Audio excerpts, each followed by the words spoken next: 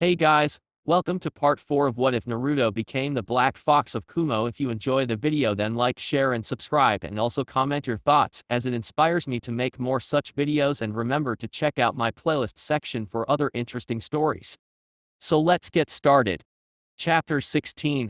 No, said the first clone, when this village's time comes, we will be the ones to destroy it, and the entire Fox clan will be there to help. For now though, I want some snake bar BK. What do you say guys? The two foxes smirked at this and looked at each other before nodding in agreement. Since you're just clones, you might want to stay out of this one if you don't want to get dispelled, said the elder twin before the clones jumped away and landed on trees a ways away. Now then, shall we, little brother? Yes, my dear brother, we shall, said the younger twin. Sasuke Uchiha is a traitor to Konoha. He willingly crossed into the land of rice, and has willingly joined Hokage and Orochimaru, said Enko, causing the two genins' eyes wide in shock, before they narrowed in suspicion. You're lying, Sasuke-kun would never betray the village, he cares too much for us to ever do such a thing, said Ino back in full fangirl mode. Sakura followed her example, and started to defend the Uchiha as well. We have to be careful. If these two decide to actually fight us seriously, we'd be dead in under a minute, thought Naruto as he and Yugito continued to stare down the two revived cages. No kidding, Kit. I may be prideful, but even I have to admit that these two are not to be trifled with. If you and your mate plan on surviving this, then your only bet is for Yugito to use Matatabe's techniques to defeat them, said Kurama from inside Naruto's head. My thoughts exactly, Kurama. I guess I'll just have to buy her some time to get ready, thought Naruto before he turned his head slightly so he could see his girlfriend from the corner of her eye. Yugito-chan, the only chance we have to defeat these two is if you use the jutsu Matatabe taught you, whispered Naruto as Yugito nodded in agreement slightly. You're right, but it will take time to prepare the chakra necessary, and if the Dodai figures out what we are before I can, then he'll just use his Makuton to seal off our demonic chakra from us, whispered Yugito as she tried to think of a way to prepare her jutsu without the Dodai figuring out that they were Jinchuriki. Turning so she could see her boyfriend from the corner of her eye, Yugito noticed his infamous fox smirk on his lips. Don't worry, Yugito-chan, leave that to me, said Naruto. You are a pathetic excuse for a kage, said Dejima as he slowly stood up from where he had crouched after his attack. A true kage makes no ties to his ninja. They are merely tools for him to wage war with, tools that are expendable. A shot the root Anbu a glare as he got to his feet and threw away his kage robes, his muscled chest clear for all to see. You're wrong, a true kage would never think of his ninja that way, only a heartless tyrant like that bastard Danzo would, said the Raikage, spitting out Danzo's name like it was venom. This seemed to finally get a reaction out of the root member as he scowled at the Raikage before he spoke with an actual emotion in his voice, anger. Terai reared his leg back and kicked B where the sun don't shine. The reaction was instant. B's grip on Terai's wrist slackened and Terai managed to jump away, a small smirk playing at the corners of his lips. B, on the other hand, was currently bent over holding his family jewels with anime tears rolling down his face. Now that just ain't right. Hitting a man below the belt should be outlawed, thought B as Chimuki winced inside of his host's mind. Not even a true demon can be the cruel, thought Chimuki as he used his chakra to help ease the pain. Shakily standing up, B glared at his opponent with such hatred and anger that even the Shinigami would wince in fear. Alright, you bastard, no more Mr. Nice Guy, I'll make you regret ever meeting me for that cheap shot, said B before he threw his two swords into the air, quickly followed by the 5 on his back. That was the Nara clan's shadow split technique. It allows us to disconnect our shadow from our bodies, while at the same time forming a clone that is fully capable of using any of our shadow-based jutsu. Dodai tensed at hearing this. That kind of clone could be very dangerous in the right type of environment. From the corner of his eye, Dodai noticed a shadow moving towards him from underneath the tiles of the roof. Tired of playing hide and seek with his opponent, Dodai jumped away from the shadow while forming hand signs. Yotan rubber rope jutsu, whispered Dodai before he spit out a long piece of rubber from his mouth and held it in his hands. Whipping the rubber rope towards the tiles where the shadow was protruding, Dodai cracked it like a whip, knocking away multiple tiles. Out of a secret hole under the tiles came Terra, who had an eyebrow raised as he examined his opponent's new weapon. So a Yotan user that uses rubber-based techniques. This makes things a little more interesting. Kukoku, now doesn't this seem familiar, Sensei? Said Orochimaru with a twisted smirk on his face as he watched his former sensei's face contort in anger. I always did enjoy a trip down memory lane, don't you agree, Sensei? The only memory that concerns me is wiping yours from the face of this earth, said Sarutobi as he charged his former student, his adamantine staff at the ready. Seeing that his taunting wasn't going to work as well as he hoped it would, Orochimaru spat up a snake, before the snake opened its mouth and regurgitated a sword handle. Grabbing onto the handle, Orochimaru pulled out the legendary grass-long sword, Kusanagi. Swinging his legendary blade to meet his sensei's own legendary weapon, the two clashed with the ringing of steel. The two cage-level shinobi struggled against each other for a few seconds before jumping away from one another and preparing to strike again. It was at that moment that an eye appeared on Sarutobi's staff, and Enma's voice sounded from the staff in his hands. Be careful, Sarutobi, even in this form, the Kusanagi will still be able to harm me. Sarutobi nodded in understanding before swinging Enma over his back and keeping him in place with chakra. Chapter 16. Gaara, said the clone as he watched the surprised Jinchuriki with a critical eye, we need to talk. No one moved for what felt like hours, each wrapped up in their own thoughts. Temurai was doing her best to keep her face neutral, but inside she was a nervous wreck. Images of her little brother's altercation with the blonde before them, and his teammate flashed through her mind like an endless cycle. Who the hell is this guy? If he was able to scare Shikaku enough to retreat back inside of Gaara, then what the hell could he do to the three of us? These thoughts continued to play out in her mind as she tried to discreetly prepare for a possible attack. Kankuro was having similar thoughts as his sister, only he wasn't succeeding in keeping up any kind of facade, his fear of the person before him plain for all to see. What the hell could he want with Gaara? Either way, if those two start going at it, I'm getting out of here. Screw the mission, my life is more important than that. Gaara could do little more than stare at his fellow Jinchuriki as his mind flashed back to the events of the tournament. From inside Gaara, Shikaku was shaking in both fear and fury. He was furious that he had been outclassed in power by a mere human, though said human was also the host of the Kyuubi no Kitsune. That alone was also the reason for his fear. While he may be prideful as one of the 9 Bajoa, he was not suicidal, and even the thought of having to face his other fellow Bajoa, even Matatabi, who was only a tale stronger than him, filled him with dread. Deciding to break the silence, and finally finding his voice, Gaara spoke in his usual monotone, "What is it you want with me?" The Naruto clone smiled slightly at finally getting a reaction. I mean, seriously, did mine and Yugito's little display scare them that much? I only wish to talk. But before we begin, I would like you to tell me why it is that Suna, one of the 5 great shinobi nations, would ally itself with someone like Orochimaru to attack Konoha. This threw the Sans siblings for a loop of all of the questions they were expecting. That sure as hell wasn't one of them. Though I don't agree with the reasoning behind it, our father, the Yondaime Keisuke, said it was a chance to prove to the Wind Daimyo that he should send more funding and missions to Suna instead of Konoha, said Temurai, a growing frown on her face as she continued to remember why she and her brothers were forced into this. The clone looked over at Gaara and Kankuro for confirmation, and got a nod in response from both of them. I see, started the clone as he gathered his thoughts. Unfortunately though, this invasion was a failure from the start. Even if you were to succeed and manage to defeat Konoha, it would all be in vain. Your father is dead, killed by Orochimaru's own hand some weeks ago. What? Screamed Temurai and Kankuro at the news of their father's death, while Gaara merely raised an eyebrow in surprise.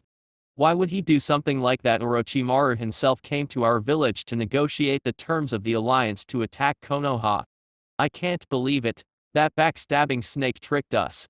Raged Kankuro as his mind came up with some very torturous ways of making Orochimaru pay. Believe it, said Naruto, drawing attention back to him. Orochimaru only desires 2 things in this world, and they are immortality and to bring Konoha to its knees for in his mind betraying him. He doesn't care what lengths he has to go to, who he has to kill, or even what happens to his own men. So long as it means accomplishing his goals, he won't hesitate to do anything he has to. The Naruto clone took a moment to observe all of their reactions to this information, and he wasn't very surprised by their reactions. Temari's expression looked like a mix between sadness and rage. The sadness obviously from losing her father to the likes of Orochimaru, and at the same time feeling rage at what the snake had done and wanting nothing more than to shred him with her fan. Kankuro was very similar to his sister, only minus the sadness. He was furious that Orochimaru would deceive them like this just to exact his revenge on Konoha. He swore that if it was the last thing he did, he would make Orochimaru pay for his treachery. Gaara on the other hand just remained impassive about everything. He couldn't say he was really saddened by the news of his father's death because of how the man had treated him when he was younger. "Why are you telling us all this anyway? What do you get out of it?" said Temari as she got a hold of her emotions again. This seemed to bring Kankuro out of his dark thoughts of what he planned to do to Orochimaru, and also managed to pique Gaara's curiosity as well. The clone nodded in acknowledgement before he answered, "Why I'm telling you this is simple really, I want to help you." The Sand siblings couldn't hide their surprise at this statement, but before any of them could respond the clone continued. "I once lived in this village and like Gaara, I was hated and feared for what I hold. I lost count of how many times I was thrown out of stores, and almost every other establishment in this village, all because I was the so-called demon child. However, that wasn't the worst of what I had to endure. Every year on October 10th, my very own birthday, a festival was held to celebrate the defeat of the Kyuubi at the hands of my father, Minato Namikaze. On that same night, almost all of the villagers would get drunk, and would form a mob to finish what the Yondaime started. Sadly, they succeeded in finding me almost every year, and when they did, they beat me to the point where I have looked the Shinigami in the face, only to be rescued at the last possible minute by whatever Anbu was supposed to be guarding me that night. I hate this pathetic village probably even more so than Orochimaru. This village is nothing to me, I want nothing more than to watch it burn to the ground, but on my terms. I will be the one to decide this village's fate, not some pathetic invasion attempt by a deranged snake." Temari and Kankuro couldn't stop the blood that drained from their faces as they continued to listen to the blonde Kumo shinobi. As the children of the Kasuke, they were treated almost like royalty in Suna. Sure, they had seen how Gaara was treated, but that was only when their father or a personal escort was not with him, and even then it was only harsh whispers and glares. Even though they feared him because of Shikaku, the thought of Gaara having to go through what Naruto did brought a protective fury neither knew they possessed to the forefront of their minds. Gaara continued to stare at his blonde counterpart, showing no outward reaction to what he had just been told. Inside of him, however, was a completely different story. When Naruto had first started his tale, he wasn't moved in the slightest, having experienced much the same thing in Suna. He was just about to interrupt the blonde when he had begun to tell them about the beatings he had to go through. That had silenced the redhead quickly. He may have had assassination attempts made on his life before, but they were all unsuccessful and only started to happen when he was about 6 years old. Naruto, it seemed, had experienced far worse treatment at the hands of his former village, and if the look in the blonde's eyes was an indication, then the beatings were probably more frequent than once a year.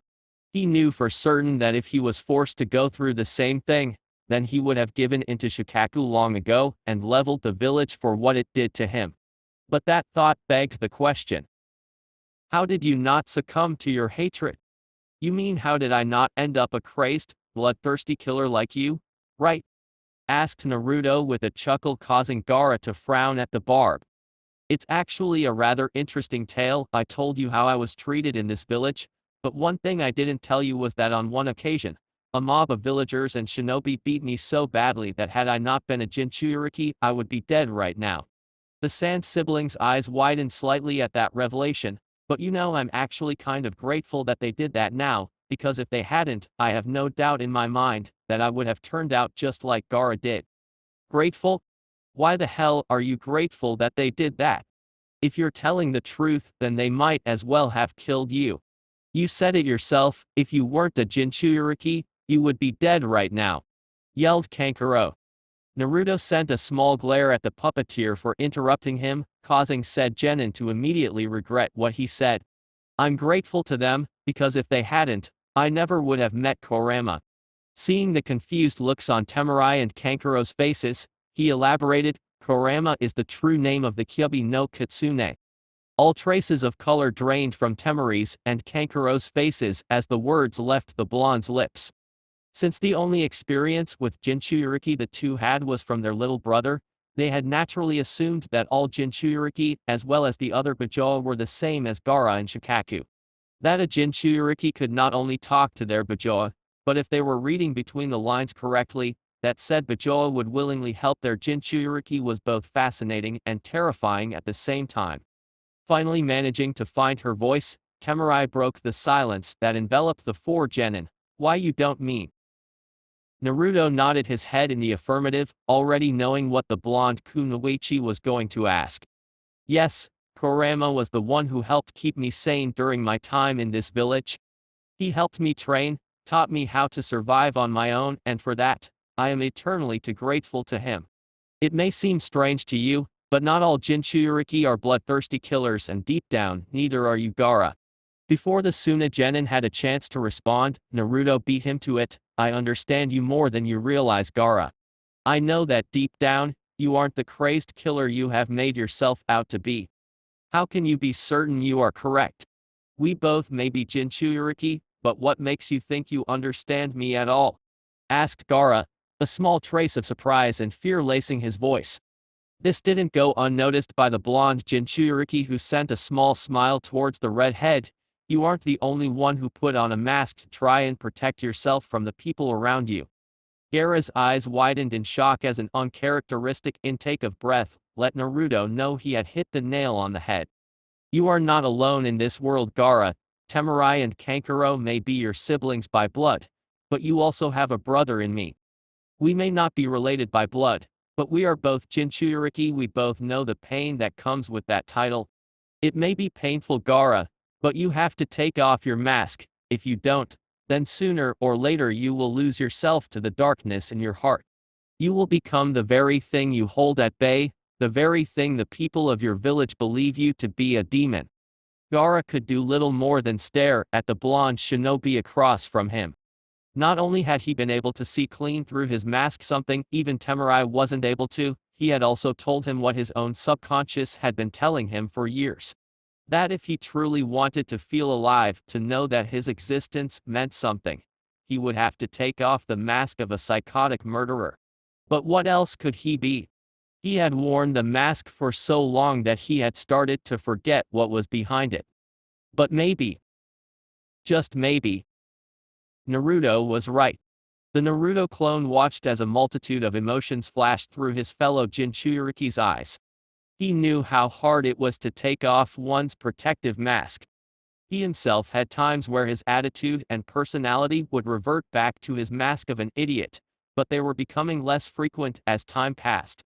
You don't have to make a decision now, Gaara. I understand what must be going through your mind right now, so I will leave you to your thoughts. However, I strongly advise you to return to Suna as quickly as possible.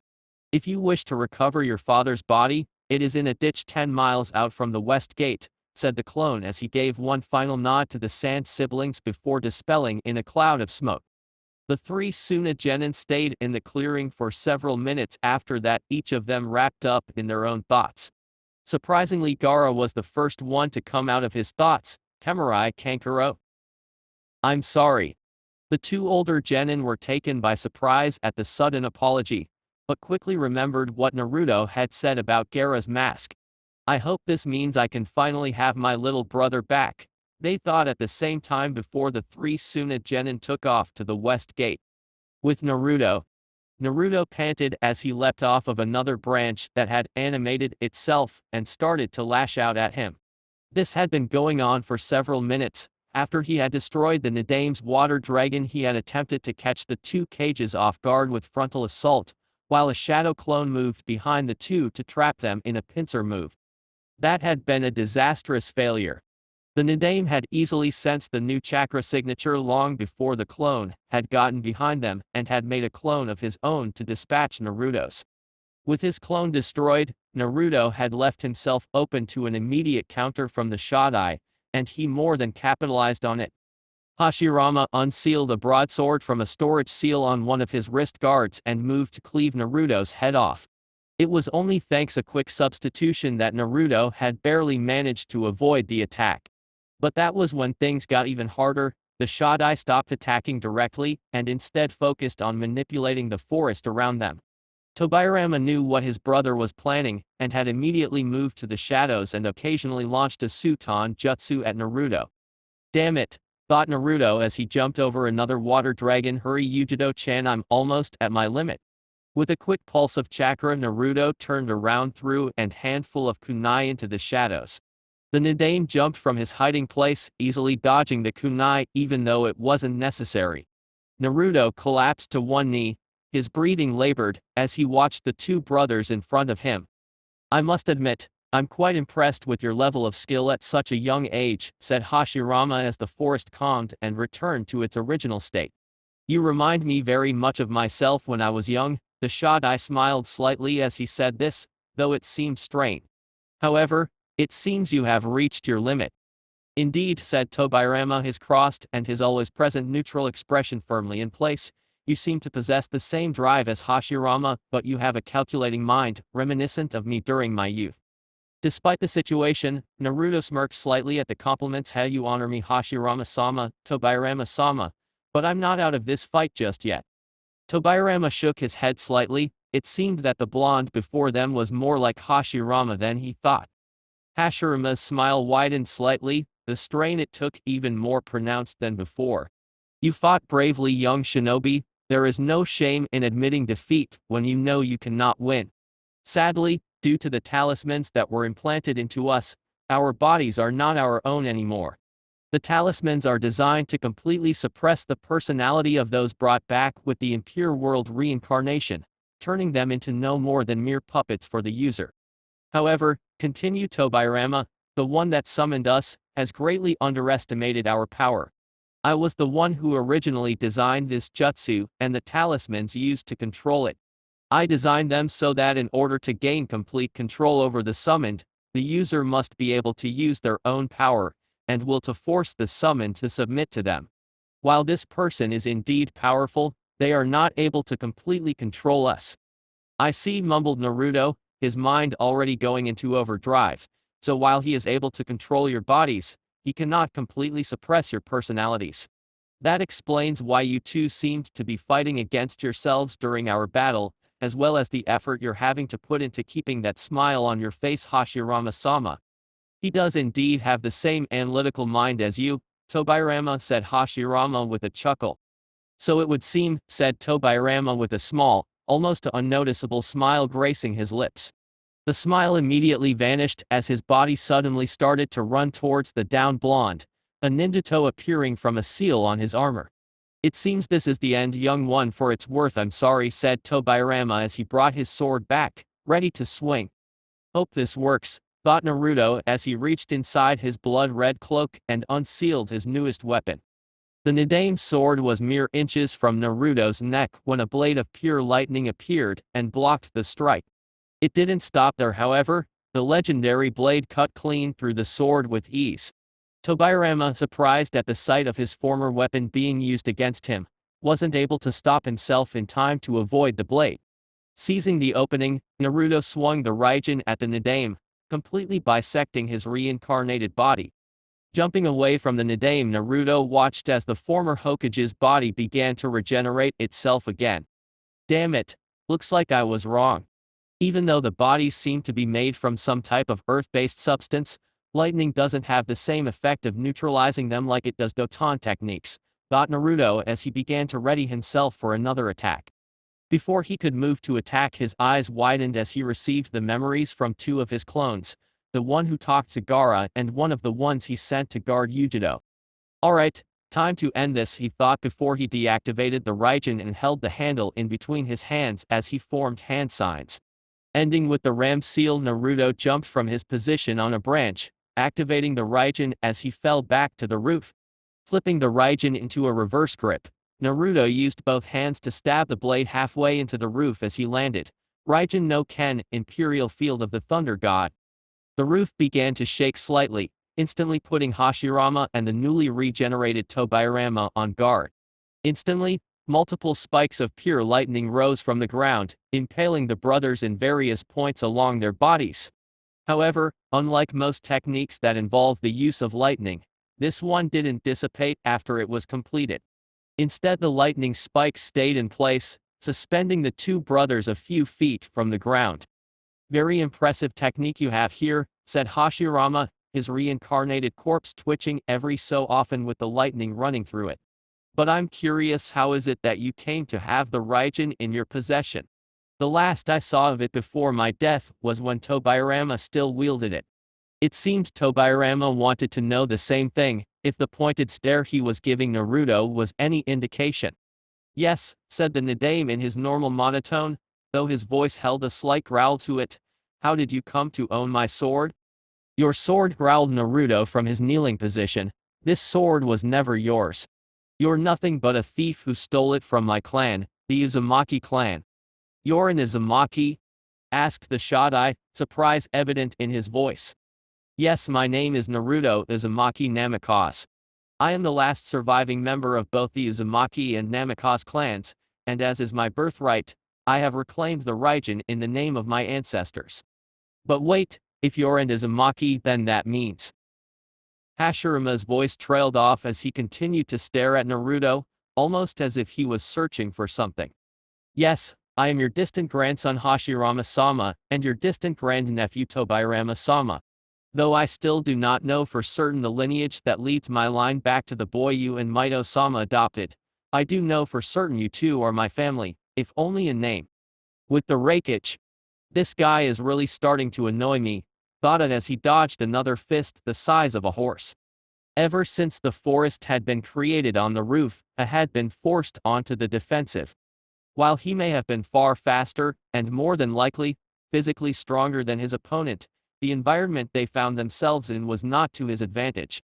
His superior speed was all but useless in the dense forest, only helping him to dodge Daijima's enlarged appendages. While he could have easily smashed his way through the thick forest around him and gotten to his enemy, and he was seriously considering doing just that, years of dealing with Naruto's pranks had taught him that smashing through things recklessly was not in his best interest. Sidestepping yet another fist the size of his body, he capitalized on his position by grabbing onto the fist with both hands and pulled on it with all his strength. Daijima didn't have time to react as he was forcibly pulled from his spot in the shadows, only to be met with a lightning-infused elbow. "Elbow!" screamed it as his arm made contact with the airborne root Anbu. With a satisfying crunch, Daijima was launched into one of the many trees surrounding them, seemingly unconscious. Just as it was about to move to deliver the final blow, Daijima jumped up into the canopy above them. "It seems I underestimated you. You seem to possess some level of skill," said Daijima, his voice echoing throughout the small clearing. "But it's time to end this little skirmish." He braced himself, preparing for whatever his enemy had planned. Katan, blazing human bullet impact, the flaming form of Daijima under the effects of his clan's multi-sized jutsu began falling towards A, intent on obliterating the rakeage. He had other ideas though, as he brazenly jumped up to meet the flaming human head-on. With a quick pulse of chakra, several protrusions appeared along A's right vambrace. Focusing most of his Raiton armor's power to his arm, he used his left hand to brace his right shoulder as he made contact with the root Anbu. "Lariat!" roared it as he launched Daijima's flaming form back into the air, watching with satisfaction as the Anbu crashed into the top of the barrier. His attention was immediately drawn from his opponent lying on the ground as the flames from the barrier burnt, to a strong pulse of Matatabi's chakra coming from where he had last seen the two blonde genin.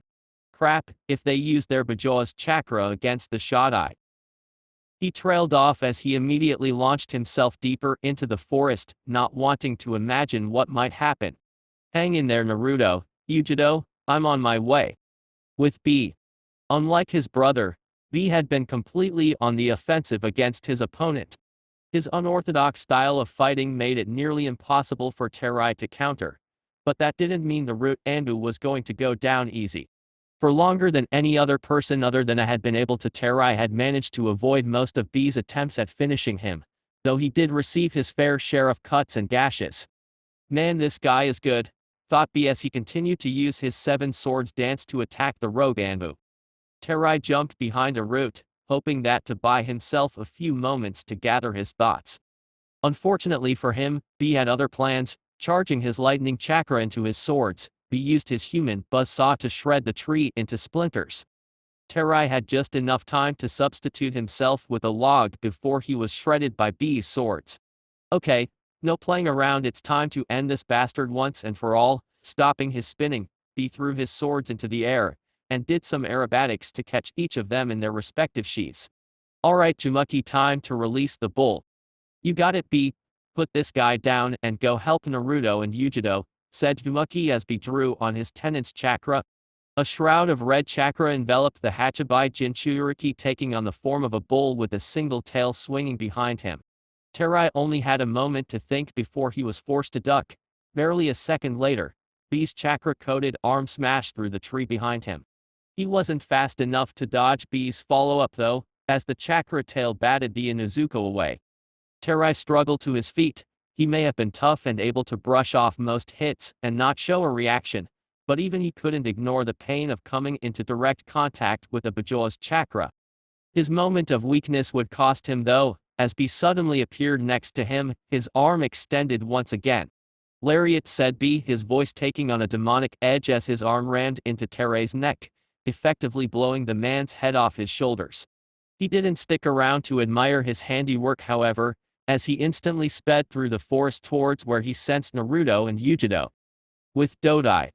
If anybody had been watching the fight between the two shinobi, they could have easily mistaken it for a game of shogi.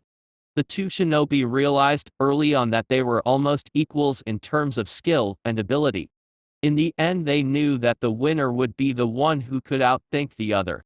While there may have been little actual combat between the two, a fierce battle was being waged as both strategists pitted their minds against one another. With the added shadows from the forest surrounding them, Terra had immediately fallen back into the dense foliage and attempted to trap Dodai with his multitude of shadow techniques. Dodai proved himself to be deserving of his place among his fellow shinobi as he avoided being ensnared in the famed shadow jutsu of the Nara, despite the environment being almost completely covered in shadows. Dodai had forced Terra to reveal himself on more than one occasion with clever application of his mud clones and Yotan rubber rope. Terra likewise had used his shadow split technique to great use, almost capturing Dodai and forcing the man to dodge multiple shadows at once.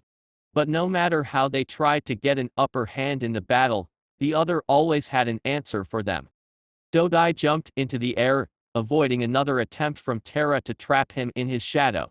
Swinging his rubber rope in the direction he saw the shadow retreating, Dodai watched as Terra once again jumped to a different hiding place to strike from. Forming two more rubber ropes in his hands, Dodai swung them in the direction he saw his enemy retreat, only to watch again as he blurred away to a different location. Time to lure him out into the open, thought Dodai as he flashed through a chain of seals, ending in the Tiger Seal Katan Flame Whirlwind. Fire surrounded Dodai as it began to swirl around him. Pushing his hands forward, Dodai launched the swirling tunnel of fire at the forest in front of him. Spinning on his heel, the Yotan user used his extensive training in nature manipulation to guide the tunnel of fire so that it set all of the trees around him ablaze.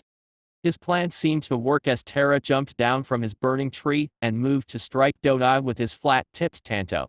However, before Terra managed to get within striking distance, multiple rubber ropes appeared from the burning forest and wrapped themselves around various points on Terra's body, trapping him. Terra couldn't hide his surprise as he now found himself at Dodai's mercy. How? Dodai smirked at his trapped enemy as he pulled out a kunai from his pouch. My rubber ropes are very durable, able to withstand multiple impacts, cause significant damage with a single strike, and hold extreme weights without breaking. During battle, I was constantly creating and throwing away multiple ropes, despite their durability. That still doesn't explain. Began Terra before his eyes widened in realization. You hid clones inside of the ropes, didn't you? Not quite, said Dodai. Each of the ropes I created was the real deal, however I have trained to such an extreme in nature transformation that I can freely manipulate any of my rubber even if I am not in direct contact with it. I simply used the discarded ropes to form rubber clones, and had them position themselves to trap you the moment you were in the open. Terra remained silent for a second before he closed his eyes, silently admitting his defeat. Dodai didn't waste another second. He drove his kunai into Terra's neck, instantly killing the man. His opponent taken care of, Dodai used a pulse of chakra to locate Naruto and Yugito before launching himself in their direction, hoping it wasn't too late. Back with Naruto. You're my grandson? Asked Hashirama, his disbelief apparent in his wide eyes. Tobirama wasn't faring much better than his brother at concealing his shock. While the boy he was fighting wasn't from his direct line, or his brother's for that matter, he was still being forced to fight a member of his family. Yes, Hashirama-sama, said Naruto rising from crouched position, though he left the Raijin in the ground. Though as I said, I do not know the line that leads mine back to the boy you and Mito-sama adopted. The only reason I know you two are my family is because Mito-sama left a letter inside of an Izumaki chest. Actually, I was hoping you could tell me a little more about my heritage before you are returned to place you came. Mito-sama didn't even mention the name of my ancestor in her letter. Of course, said Hashirama, a heartwarming smile crossing his lips, the effort from before nowhere to be seen. Since Mito-chan was never able to sire children of her own, we were more than happy to adopt the last of Mito's clan into our family. Young Kato Izumaki was no more than 6 when he came into our family, but despite that, he still treated Mito-chan, Tobirama, I and every other member of our clan like his family. I would tell you more about him, but my time here is short, so I will tell you of your family. Kato married a young woman by the name of Rina Terami. She hailed from Kirigakure but moved to Konoha to be with Kato. Terami, as in the Terami clan of Kirigakure, known for their dual kage, Genkaizyotan and Futon, said a surprised Naruto, who would have thought that his family line was comprised of so many well-known clans.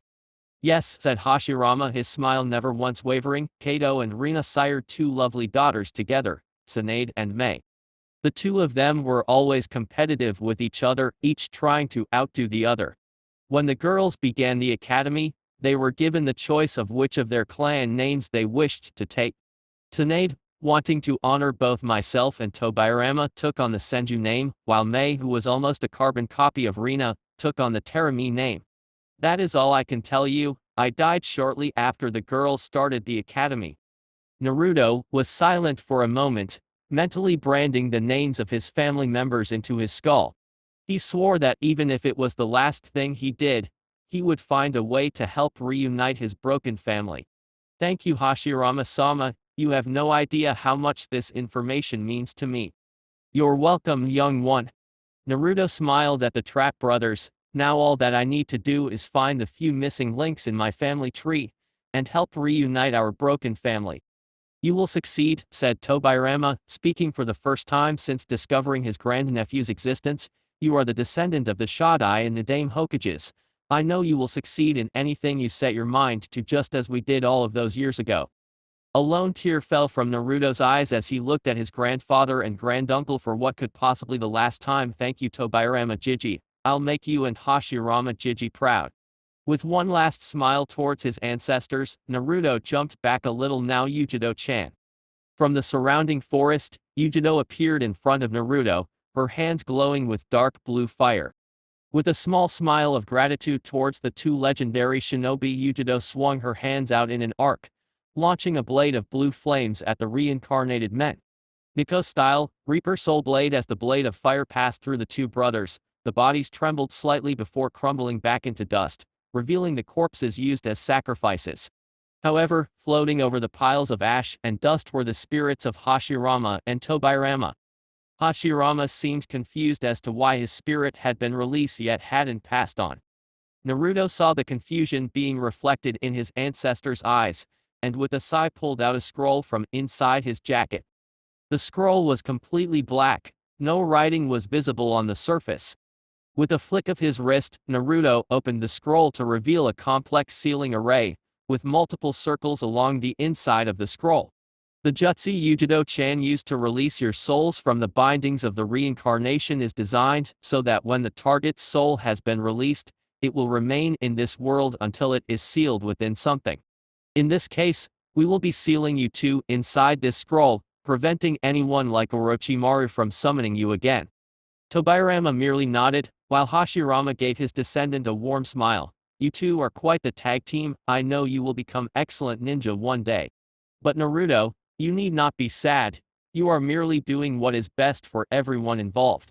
Know that I am proud of you, and even though I shall be sealed away, I will always be watching over you. As will I, said Tobirama as the two brothers watched Naruto prepare for the sealing. With a quick flurry of hand seals, Naruto slammed his hand onto the scroll in front of him. Fuinjutsu, Path of the Pure World, as the words left past his lips, the first two circles on the scroll began to glow a brilliant yellow. As the chakra from the scroll began to suck the ghostly forms of Hashirama and Tobirama away, Naruto noticed that the other three Kumo shinobi in the barrier had arrived. Once the sealing was complete, Naruto rolled the scroll back up, before placing the scroll inside his jacket. You're a little late, the fun's already over, said Naruto with a small laugh, before he schooled his features. What about that senile old man? Don't forget we need to make sure he survives this encounter. Despite how badly I want him dead, he is of more use alive than he is dead. I have no idea, after you and Yugito separated to take on the Shodai and the Dame, we were all forced to split up and handle one of the route and Orochimaru had with him, said B as he stopped using Tmuki's chakra, allowing his shroud to fade. I still don't see why we have to make sure the old Hokage lives through this, but I'll trust your judgment, Naruto, said A, his Reitan armor dissipating as well. Thanks Raikage-sama, I'll explain every again once this over, but for now, we have a snake to eliminate. The other four Kumo ninja nodded in agreement with Naruto before all five of them shot towards the location Sarutobi and Orochimaru's chakras could be felt. Chapter 17. With the Hokage and Orochimaru. Despite all of the battles taking place within the barrier and all around the village, the one between Orochimaru of the Sannin and his former sensei Hiruzen Sarutobi the Sandaime Hokage was by far the fiercest. Attack after attack, jutsu after jutsu, the two legends clashed with one another, neither one willing to give the other a single moment's rest. Orochimaru ducked under a swing from his former sensei's staff, knowing better than most that taking a single hit from the weapon was almost certainly fatal. Taking advantage of the situation, Orochimaru stepped forward while bringing his sword up, intent on bisecting Sarutobi from pelvis to head. Expecting his student to do this, Sarutobi swung his staff down to block the strike. Still keeping a hold of his revered weapon, Sarutobi jumped over his weapon and kicked his former student straight in the face. Stumbling from the hit, the rogue Sannin barely managed to substitute himself with a log before the transformed Enma crushed his skull. Dropping his staff, Sarutobi jumped away from the log he just destroyed, avoiding another attempt from Orochimaru to stab him in the back. Orochimaru prepared to follow after his sensei before a puff of smoke appeared in front of him. Enma, back in his true form, kicked Orochimaru into the air before going through a small chain of seals, ending in the monkey seal. Sorry-style howler monkey gathering, said Enma before opening his mouth and unleashing an ear-splitting screech, disorienting his airborne opponent. Using the opening his summons had given him, Sarutobi threw a single shuriken at Orochimaru. Going through a short chain of seals, Sarutobi prepared one of his favorite techniques, Shuriken Shadow Clone Jutsu. The one shuriken became hundreds as they neared their target. Said Snake Sannin proved himself worthy of his title by substituting himself with a log, despite the effects from Enma's jutsu. Appearing with his left hand outstretched towards the Sandaime's exposed back. Orochimaru used his right to throw his Kusanagi at Enma. Hidden shadow snake hands, 4 black snakes launched from Orochimaru's left sleeve, each with a blade similar to his Kusanagi extending from their mouths. Sarutobi could do little more than dodge the blades, completely on the defensive now. Enma cursed as he saw his summoner being forced back, but before he had a chance to help he was forced to dodge the glowing blade of the Kusanagi. Damn you Orochimaru, thought Enma as he continued to dodge the Snake Sannin sword of Kusanagi long sword of the sky technique. He knows he can't defeat Sarutobi if we work together, so he's forcing himself to split his concentration to keep us separated. Damn it, as much as I hate to admit it, that kid is skilled if he can keep this up for any amount of time. Orochimaru smirked as he continued his divided assault against his sensei and his summons. Kukuku, I have you now, Sarutobi sensei, thought the Sannin with an evil gleam in his eyes. Looking behind his former master as the old man continued to dodge his snakes, Orochimaru watched with barely contained glee as one of his clones appeared out of a tree a little ways behind Sarutobi. Finally, I can finally kill you once and for all, old man. This time Orochimaru couldn't contain his glee as a maniacal smile spread across his pale face. With Karui, the Kumo Kunoichi parried another attempt from Tenten to slice open her flesh. Stepping into her opponent's guard, Karui tried for a stab at Tenten's abdomen, only to have the Konoha Kunoichi jump back away from her. Using the small respite to her advantage, Karui reached into her pouch and tossed a soldier pill into her mouth. She sighed slightly as she felt her reserves return to their normal levels. Taking a look around her, she noticed that most of the Odo Suna forces that had managed to get in this far had been either pushed back or killed. All around her though were Konoha ninja, some focusing on driving back the remaining invaders, while others worked to keep the daimyos and nobles safe. However, all of them would occasionally take a glance at her fight with Tenten. Now most people, ninja and civilian alike, would just brush off those looks as them simply watching their backs, making sure no one was attempting to attack them. Karui, however, was not most people. She had been raised from a young age to wield a sword, in art that required one to have a keen eye and to able to notice even the slightest changes in a person's stance or demeanor. She could tell that the Konoha ninja had taken immediate notice of her fight with Tenten, but none had even attempted to stop the bun-headed girl. In fact, she wouldn't be surprised if a few of them were hoping that Tenten would successfully kill her. It wasn't a surprising revelation, considering that between her and her teammates, only Yugito hadn't killed someone from Konoha that they knew about. Even if it was well within their rights to kill their opponents in the exams, that didn't mean that some people wouldn't attempt to get payback, like Tenten was now. God damn it, stupid Konoha ninja, thought Karui as she and Tenten charged to continue their fight. Even if I can kill this bitch, the second I do, I'll no doubt be attacked again, the redhead thought as she kicked Tenten away. But even if they don't attack me, a lot of Konoha's forces have seen us fighting, and I have no doubt that they wouldn't hesitate to lie about what they saw in an attempt to get revenge through political means. Jumping away from a horizontal slash from Tenten, Karui found her back pressing against the wall of the stadium. Cursing as she saw Tenten moving in for a finishing blow, the Kumo swordswoman threw a smoke bomb at Tenten's feet before jumping up onto the wall, the sun at her back. Tenten coughed slightly, but continued her run through the smoke, refusing to let Karui get away. Breaking through the cloud of black smoke, the Konoha Kunoichi winced as she felt something dig into the soles of her feet. A quick glance at the ground confirmed her suspicions. All around her Makabishi spikes were scattered, refusing to let her take another step. Where the hell did she go? Thought Tenten as she looked around her, her katana at the ready for any kind of attack. What she failed to notice was Karui forming a clone before the clone jumped down and landed so the stadium wall was at Tenten's back.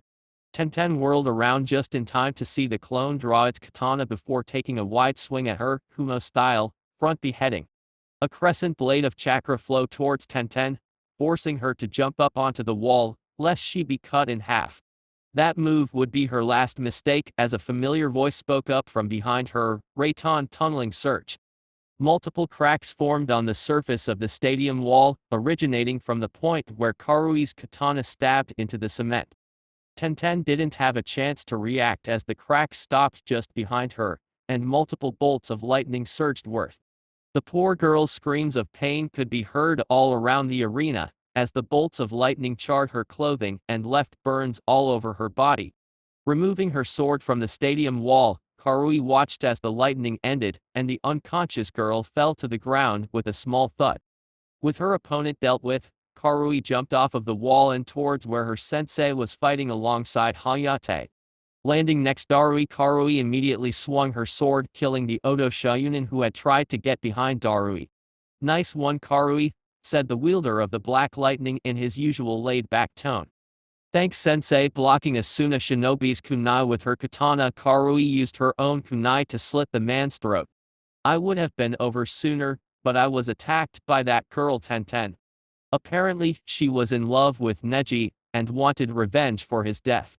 "We saw," said Hayate as he effortlessly sliced off the arm of an attacking shinobi. "Sadly, we weren't the only ones.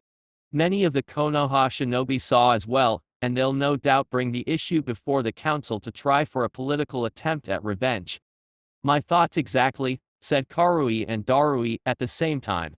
Setting those thoughts aside for the time being, the three sword-wielding ninja focused back on dealing with the remaining invaders in the stadium. With Kakashi and Kurena. "Kakashi, look out!" shouted Asuma as he killed another Odo Shoyunin.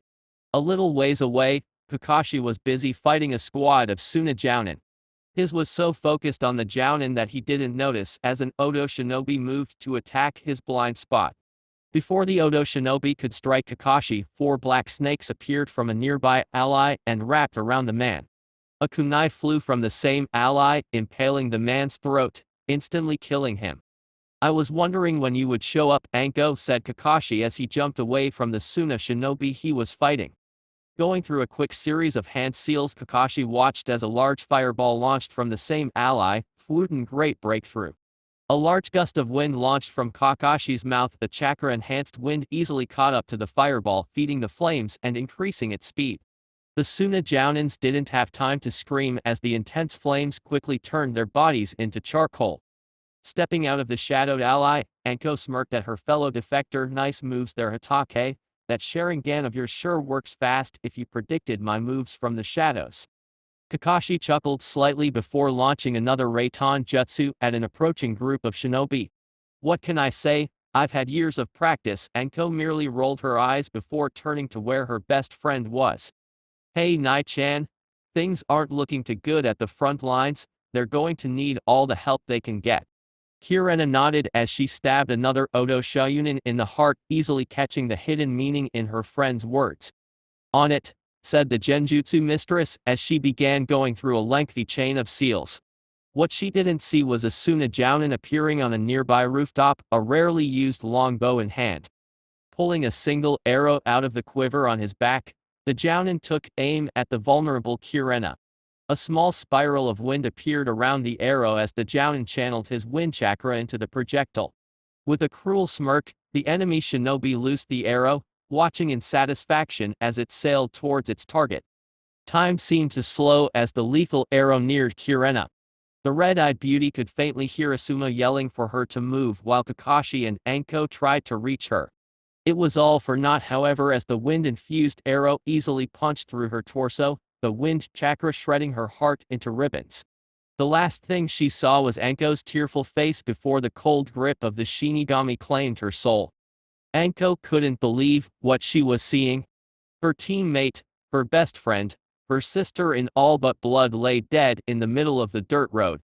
A small puddle of blood spreading from the hole her chest was the last conscious thing Anko saw before rage consumed her. Just as she was about to unleash the power of the cursed seal of heaven placed on her by Orochimaru, a second arrow pierced her right thigh, forcing her to the ground. Glaring up at the person who had killed her best friend, Anko watched as he loaded another arrow before firing it. The arrow met its mark on the snake mistress' forehead, tearing through her skull with ease. Kakashi could only stare in horror as he watched 2 of his closest friends die at the hands of the Suna Jounin. As he watched the archer prepare to fire another arrow, this one aimed towards Asuma, something inside of the silver-haired shinobi snapped. Disappearing in a show of speed that would have dyed green with envy, Kakashi appeared behind the enemy Jounin, his lightning-covered hand sticking out of the man's heart. Disappearing in another burst of speed, Kakashi appeared a short distance away from a group of startled shinobi. Thrusting his hand forward, a hound made of lightning surged forth, leaving behind a trail of blue lightning that remained connected to Kakashi's hand. Lightning Beast running jutsu, with a bark that sounded like a clap of thunder, the lightning hound charged into the group of enemy shinobi. One by one they fell to the powerful technique, either from being electrocuted, or the beast itself ripping into them with its fangs and claws. Asuma fared no better than Kakashi at controlling his rage as he started to cut down the invading shinobi with his trench knives. A squad of Odo shinobi tried to flee only for the son of the Sandaime Hokage to appear in front of them, his right knife easily decapitating one of the fleeing shinobi. Before the severed head had even reached the ground, the enraged chain smoker had already felled the remaining three with a barrage of strikes that left only small portions of their bodies intact. His attention was drawn from the bodies he had just violated to the sound of a raging wind not far from him. Being a master wind user, Asuma could easily discern that the wind was the result of a powerful Fuden jutsu. But that wasn't what caught his attention. No, what caught his attention was the faint sound of small particles, like sand of dust, brushing against each other because of the harsh winds. That sounds just like my. His thoughts trailed off as he whirled in the direction of the sound only to freeze at the sight. Atop one of the numerous commercial buildings that lined the village street was Kakashi attacking yet another small group of enemy shinobi. Unknown to the cycloptic Jounin, however, an Anbu with a blank mask that had the kanji for root on it had just launched a powerful Fuden jutsu at his back. The jutsu itself was a stream of high-velocity wind with what appeared to be dust particles mixed into it.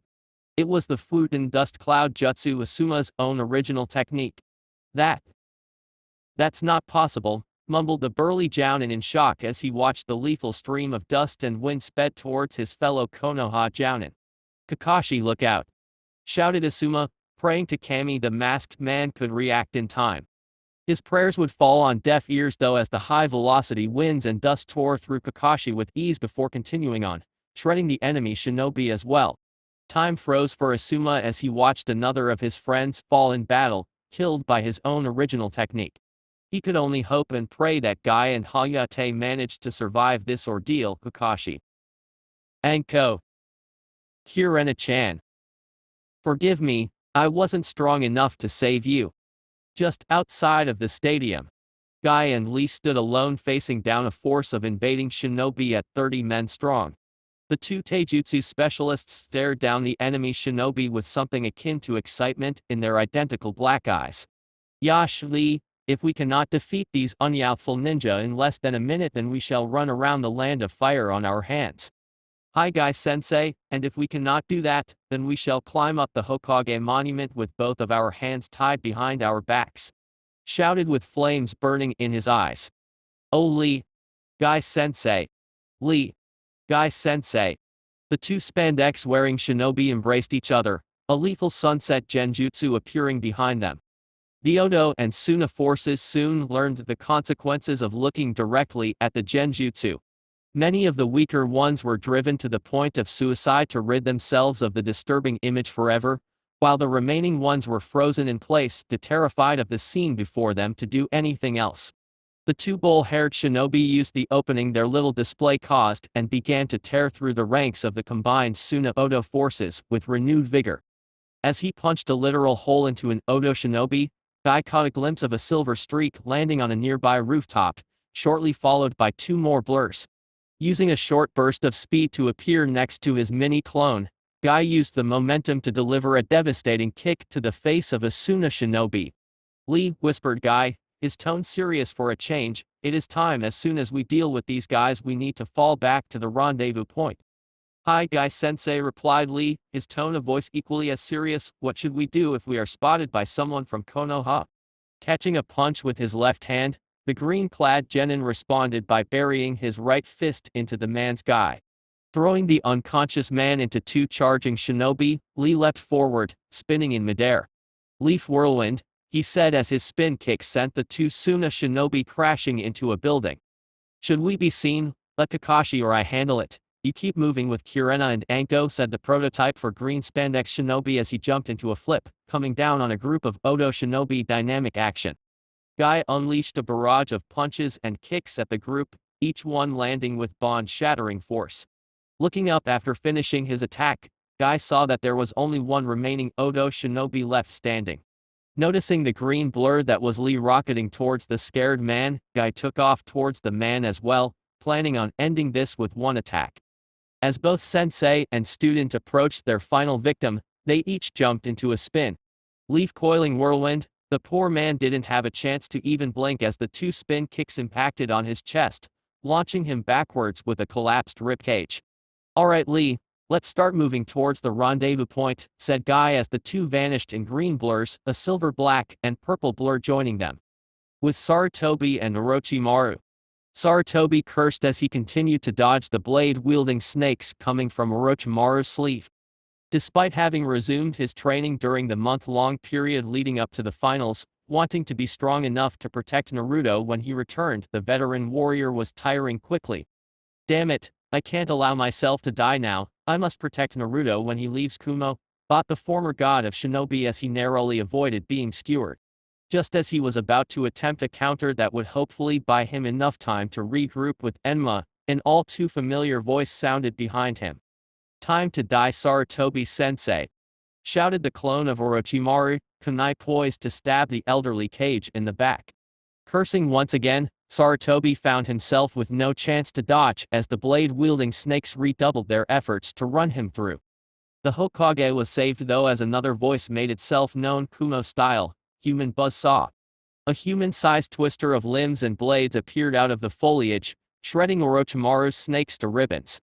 The spinning form stopped on a nearby branch, revealing Bee in the opening stance of his Seven Swords dance. Before either Sarutobi or Orochimaru could respond to the arrival of the Hachibai Jinchuriki, another voice sounded throughout the clearing.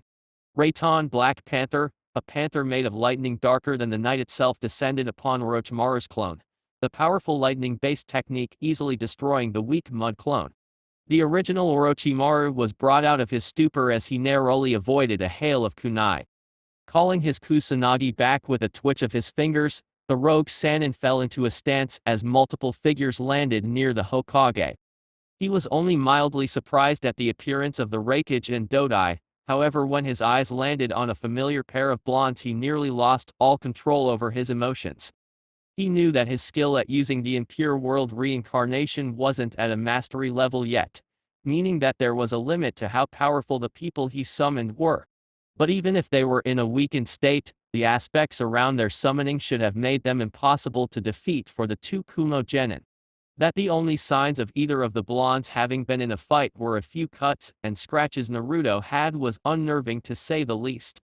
Faster than a creature of his age should be able to move, Enma was behind Orochimaru, his hands clasped in the monkey seal. Sari-style simian rage, leaping towards Orochimaru's exposed back, the Monkey King unleashed a burst of intense flames while spinning into a forwards roll. The end result was a flaming simian saw colliding with Orochimaru, sending the snake summoner towards the waiting Hokage and Kumo shinobi. Thanks to his lifelong partnership with Enma, Sarutobi knew exactly what the old monkey was planning. Quickly forming two shadow clones, the three Sarutobis moved to intercept their former student. "Raikage Dono," above said the fire shadow before he and his clones each unsealed a bow staff. The first Sarutobi swung his staff and nailed Orochimaru on the head, sending the man towards the ground.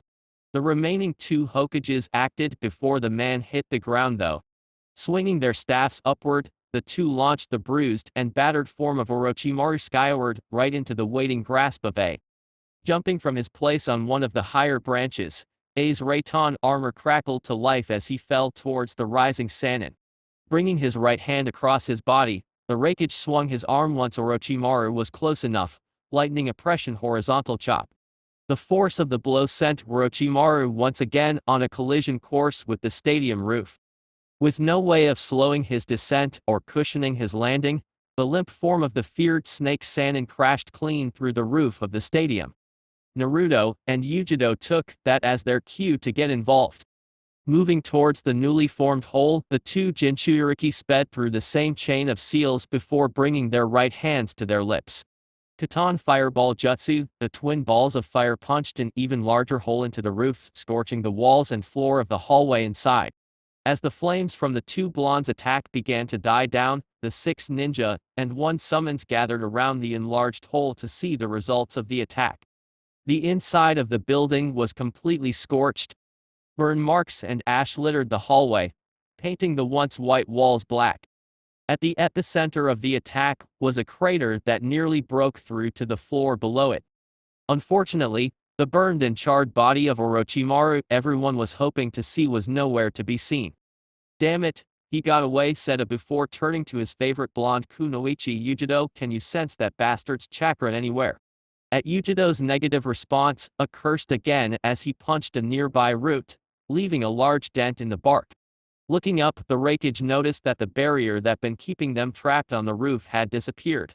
"I guess he decided to cut his losses and flee, the coward." "I suppose we should take his fleeing with a grain of salt," said the old monkey summoner. "The important thing is that Orochimaru did not succeed in whatever task this invasion was meant to accomplish." The gathered Kumo delegation knew that the old man was lying through his teeth. They knew exactly what Orochimaru's main reason for attempting this invasion was, but none of them were about to reveal that piece of information anytime soon. "Now that this farce has been dealt with, I need to see to the state of my village. Will you or any of your shinobi be staying in the village, Hokage Dono?" "No," said A. "Word of this occurrence will undoubtedly reach the other villages sooner rather than later, and my prolonged absence from Kumo will cause unrest amongst my people. Because of that, myself, and all my subordinates currently in the village will be departing for the land of lighting within the hour." The 4 Kumo ninja present nodded in understanding, having planned on this beforehand. "Very well, I wish you a safe journey home." No one missed the meaningful glance the old Kage cast in Naruto's direction, and they all had to fight back a smirk. "Right where we want him," they all thought before it turned his attention to his 4 companions. "Alright, Naruto, Yugito, you two go round up Darui and Karui and meet us at the main gate ASAP. I want to be back in Kumo before sunset." 2 quick nods and a simultaneous hi. Hokage-sama saw the 2 blondes jumping off, in search of the other members of their team. "We'll be taking our leave now, Hokage Dono, until we meet again," said A with a small bow to the elderly Kage. "Until then, Hokage Dono," said Sarutobi as he returned the bow with one of his own. With that, the remaining 3 Kumo shinobi made their way towards the main gate to await the arrival of Team 20. Namikaze compound. Naruto and Yugito landed just outside of the Torii gate that marked the only entrance into the Namikaze compound. Off to the side of the gateway stood 8 people, 2 of which were none other than Darui and Karui along with 6, rather plain-looking Kumo ninja. The 2 females of the group were easily identified as twins, the only difference between them being the way their hair was styled. One of them had her platinum blonde hair pulled back into a simple ponytail at the base of her skull with 2 large bangs framing her beautiful face. Her twin look-alike had her hair styled in an asymmetrical bob with her bangs, and the back of her hair reaching a little past her shoulder one. Both women were wearing the standard kunoichi outfit for Kumo. A low-cut gray top that reached all the way down to mid-thigh on the left side with mesh armor underneath.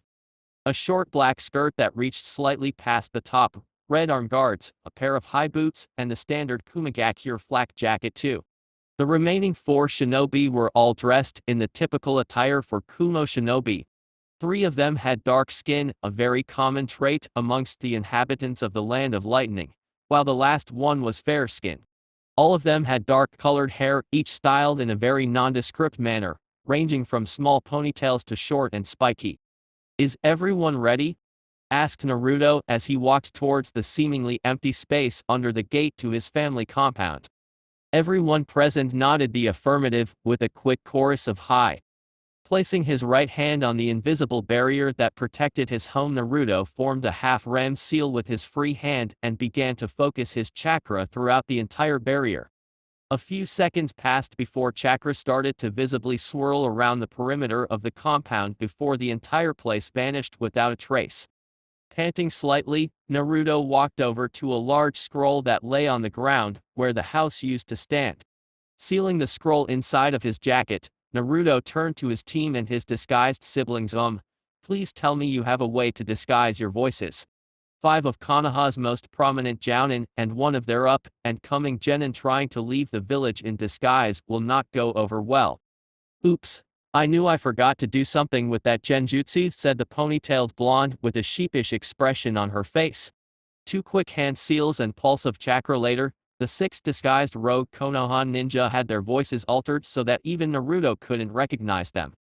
Alright then, if everyone's ready, we need to head for the main gate. Raikage-sama said he wanted to be back in Kumo by sunset. With 8 simultaneous nods, the group of ninja vanished into the trees, leaving no trace of anything or anyone having ever been in the clearing. Konohagakure main gate. Stood before the famed gates of Konoha with Bee and Dodai at his side as they awaited the return of Team 20 and the newest additions to Kumo's forces. Around them were 2 squads of shogunin, each with a jounin commander, all standing watch over the gate. It was fairly easy for anyone, civilian and shinobi alike, to tell that each of them was tense from the invasion that had just been stopped. Though I had a sneaking suspicion that the sight of 2 kitsunes within the walls of Konoha, whether they were helping or not, also had a hand in causing every Konoha ninja to be on edge. Speaking of Konoha ninja, with the obvious exception of the ones guarding the gates, the 3 Kumo shinobi hadn't seen many other ninja of Konoha in the village on their way to the main gate, though they had a feeling that they were reporting to the Hokage about what all occurred during the invasion. A yellow blur to his right signaled the arrival of A's favorite pair of blondes along with the other members of Team 20, and the 6 new additions to Kumo. "Took you long enough to get here," said the Raikage. "Is everyone ready to go?" Receiving a nod from each of his subordinates, A turned and started walking down the dirt path, gesturing for everyone else to follow. "Good, then let's get moving. I have a date with my weight set tonight, and I don't want to miss it." Sweat dropping, the group of 11 followed after their leader as he sped off towards the northern borders of the Land of Fire. Naruto couldn't contain his smirk as he jumped through the trees towards the Land of Lightning, a single thought passing through his mind: mission accomplished. Chapter 18. Land of Lightning. Night had fallen over the mountainous region that was the Land of Lightning as the Kumo ninja that had just fled from Konoha continued on their way towards their home. The 6 former Konoha ninja had dropped their disguise after they had entered the Land of Lightning, knowing that even if they were spotted, none of their former comrades could follow them without causing an international incident. In front of the 6 rogues was Team 20, and despite the darkness that had fallen, it was still easy to see the broad smile that decorated Naruto's face. Despite his confidence in their ability to escape and the pride he took in planning and coordinating this entire thing, Naruto had still been secretly worried that something may have gone wrong, and he would have ended up losing the people he cared for most. Feeling a familiar hand slip into his own, Naruto turned so he could see his girlfriend, and the smile that was already as wide as his face grew that much wider. Yugito was the only one who he had shared his concerns with, and it was her that had kept him from succumbing to his ever-growing nerves within the walls of Konoha. Looking up ahead of them, he spotted the large figure that could only be the Raikage. "Raikage-sama," he called over the howling wind, "what should we do once we arrive in Kumo?" "Even when we explain the situation, and despite your agreement or not, the council will not take lightly to 6 foreign ninjas simply waltzing into the village." Everyone nodded in agreement with the young blonde's words, everyone having either first-hand experience in dealing with village councils, or having heard the stories from other people. "I'm well aware of that fact, Naruto," shouted the Raikage over his shoulder as he continued to jump through the trees, "but I've already got a plan for that. When Kumagakure was founded, it was agreed that should a clan wish to join the village, only the Raikage would have the authority to either allow the clan to join, or to dismiss their request no matter the council's opinion on the matter. And since you are the last living Namikaze, and therefore entailed to become the head of the Namikaze clan, I can adopt them into my clan, placing them under my clan's protection and removing the council's ability to do anything on the matter," finished Naruto with his signature fox-like smirk in place. The other present Kumo ninjas smiled as well, knowing that this would really irk the council, and hopefully teach them a lesson at the same time. Kurena though was slightly worried about the plan, not to be a damper on the mood, but aren't there requirements that have to be met for one to take up the position of clan head? Hayate nodded in agreement with the dark-haired woman. "Kurena's right, in Konoha the requirement is that one must be at least a special jounin in rank, or at least be 18 years old." It was Dodai who answered them, his smile morphing into a smirk as he looked over his shoulder at them. "You're right. There are requirements that must be met for one to take up the position of clan head. However, in Kumo, one only needs to be a shoyunin in rank, or be specially voted into place by a majority vote from the members of the clan itself. Obviously, due to Naruto being the last of his clan, that second option isn't viable. However, he trailed off, turning his attention back to a smirking who had turned around completely to look at them without even slowing down. "I don't see any genin in my presence at the moment," said a, getting 4 looks of surprise. "I only see some of my most powerful jounin, and 4 of the most promising and skilled shoyunin in the service of Kumo." Naruto, Yugito and Karui smiled gratefully at their kage, getting a proud smile from Darui at their accomplishment. Looking over his shoulder, Naruto spotted Lee with a smile on his face as well, though it was slightly dimmed by the sadness in his eyes. The blonde could easily tell what was bothering the normally hyper shinobi and instantly moved to the right slightly and signaled Karui to move a little to left as well. "Hey Lee," he called over his shoulder, catching the spandex wearing shinobi's attention. "What are you doing all the way back there? Shouldn't we all be celebrating our promotions as a team?" With a smile that almost matched Naruto's from earlier, Lee sped up and took his place in between Naruto and Karui. "Welcome to Team 20, Lee," said Karui with a smile towards the eccentric boy.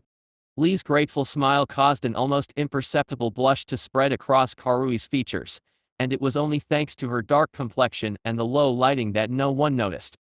"Last time I checked, I was the one who decided who joined what teams," said A with a small chuckle that developed into full-blown laughter at the 4 newly promoted shoyunins' response. "Not this time you don't," shouted all 4 members of Team 20 while Darui and the other jounin chuckled or outright laughed at the display. Once everyone had settled down, they continued their journey towards Kumo in a companionable silence, each enjoying the small moment of peace they had. It was a few hours later before the group reached the main gate of Kumagakure.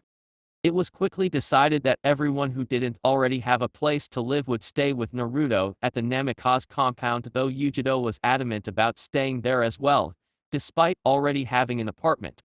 This of course earned the pair plenty of teasing from the new Kumo jounin, especially Anko, though she was quickly silenced when Naruto gave her the same threat he did in Konoha. It was mutually decided that they would set up the compound on the far side of the Raikage's tower, hidden by a small outcropping of mountains. So, a plan in place, the newly established Namikaze clan settled into their new home, each with high hopes for their new home. The next morning, Kumo Council Chamber. Morning arrived bright and early for the village hidden in the clouds, as civilians and merchants went about preparing their shops and stalls for the day's customers. The ninja were preparing themselves for another day of grueling missions in the service of their kage, and for the honor of their village. However, in the Kumagakure council chamber within the Raikage Tower, the 10 counselors that helped advise the Raikage were squirming uncomfortably in their seats.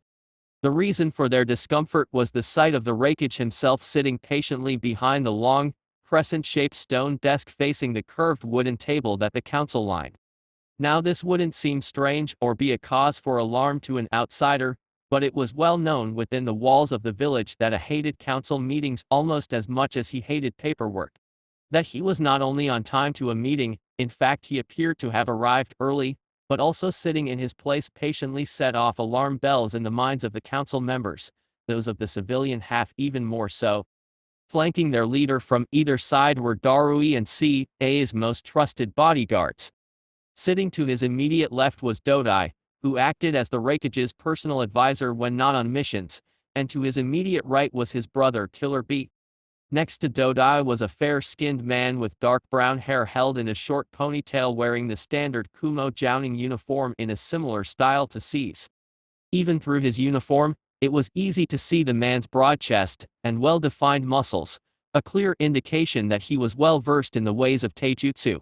The left side of his face was riddled with long horizontal scars, seemingly from some kind of edged weapon or clawed creature, though those that assumed such would be wrong.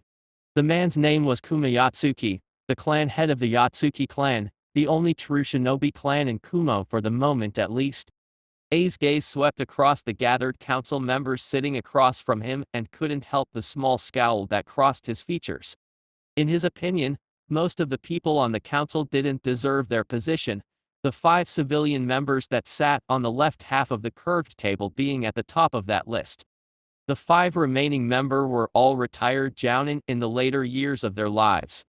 Most of them had served under A's father during his reign as the Sandaime Reikage and therefore also shared many of his views, especially when it came to the matter of Kage Genkai's when had taken the title from his father after the shameful embarrassment that was the Hyuga incident and decreed that they would cease any and all attempts at stealing Kage Genkai's from other villages.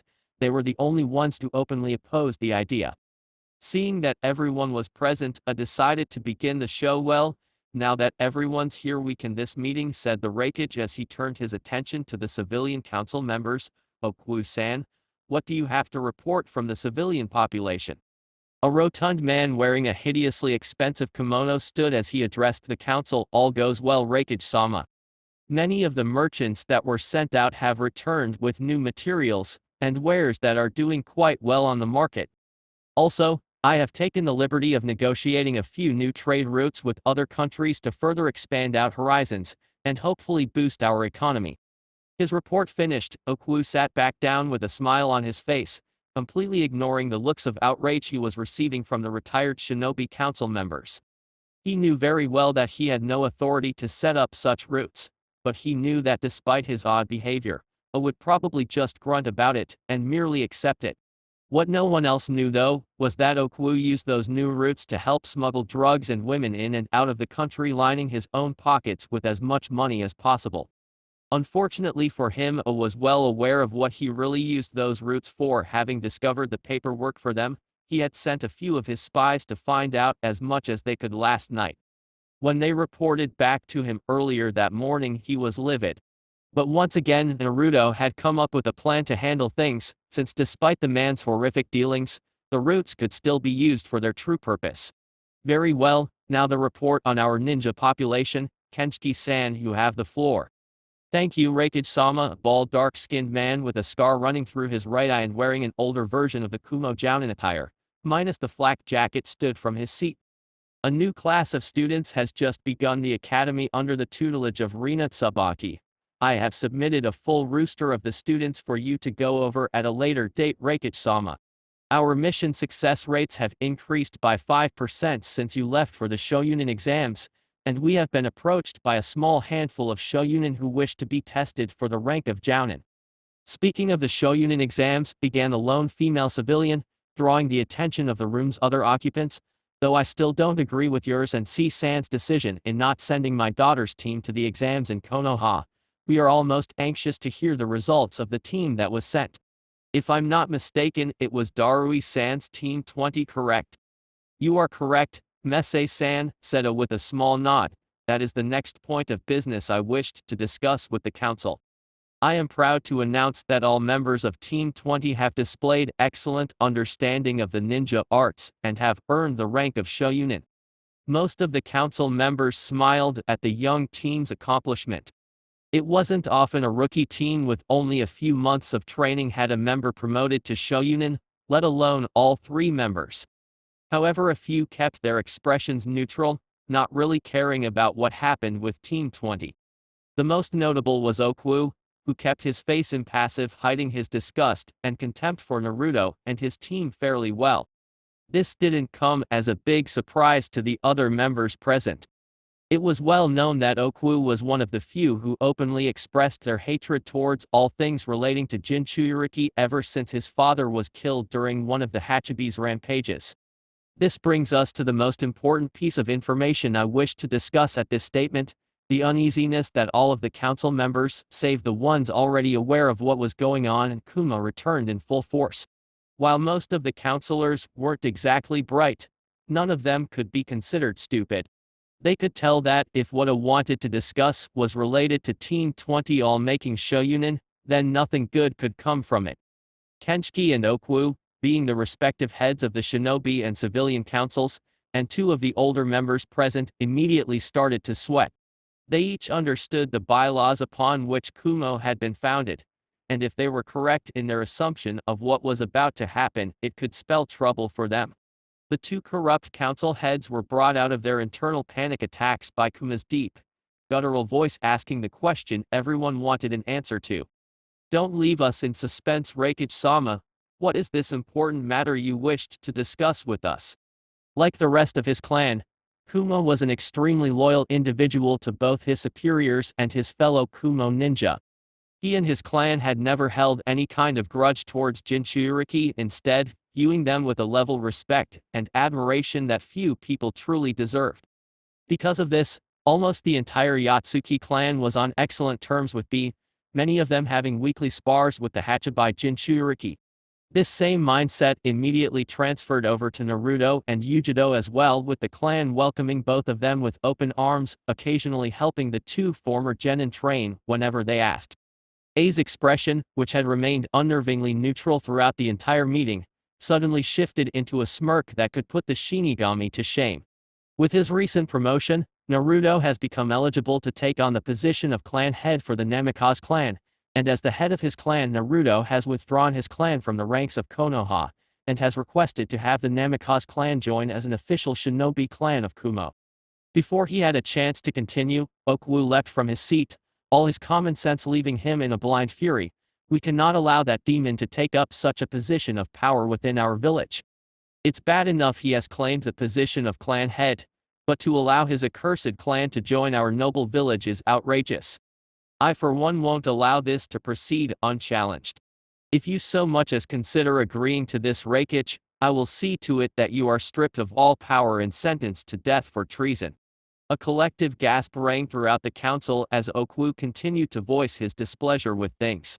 Disagreeing with the rakeage on an issue was one thing, but to openly threaten the ruler of the village in such a manner almost guaranteed one's execution.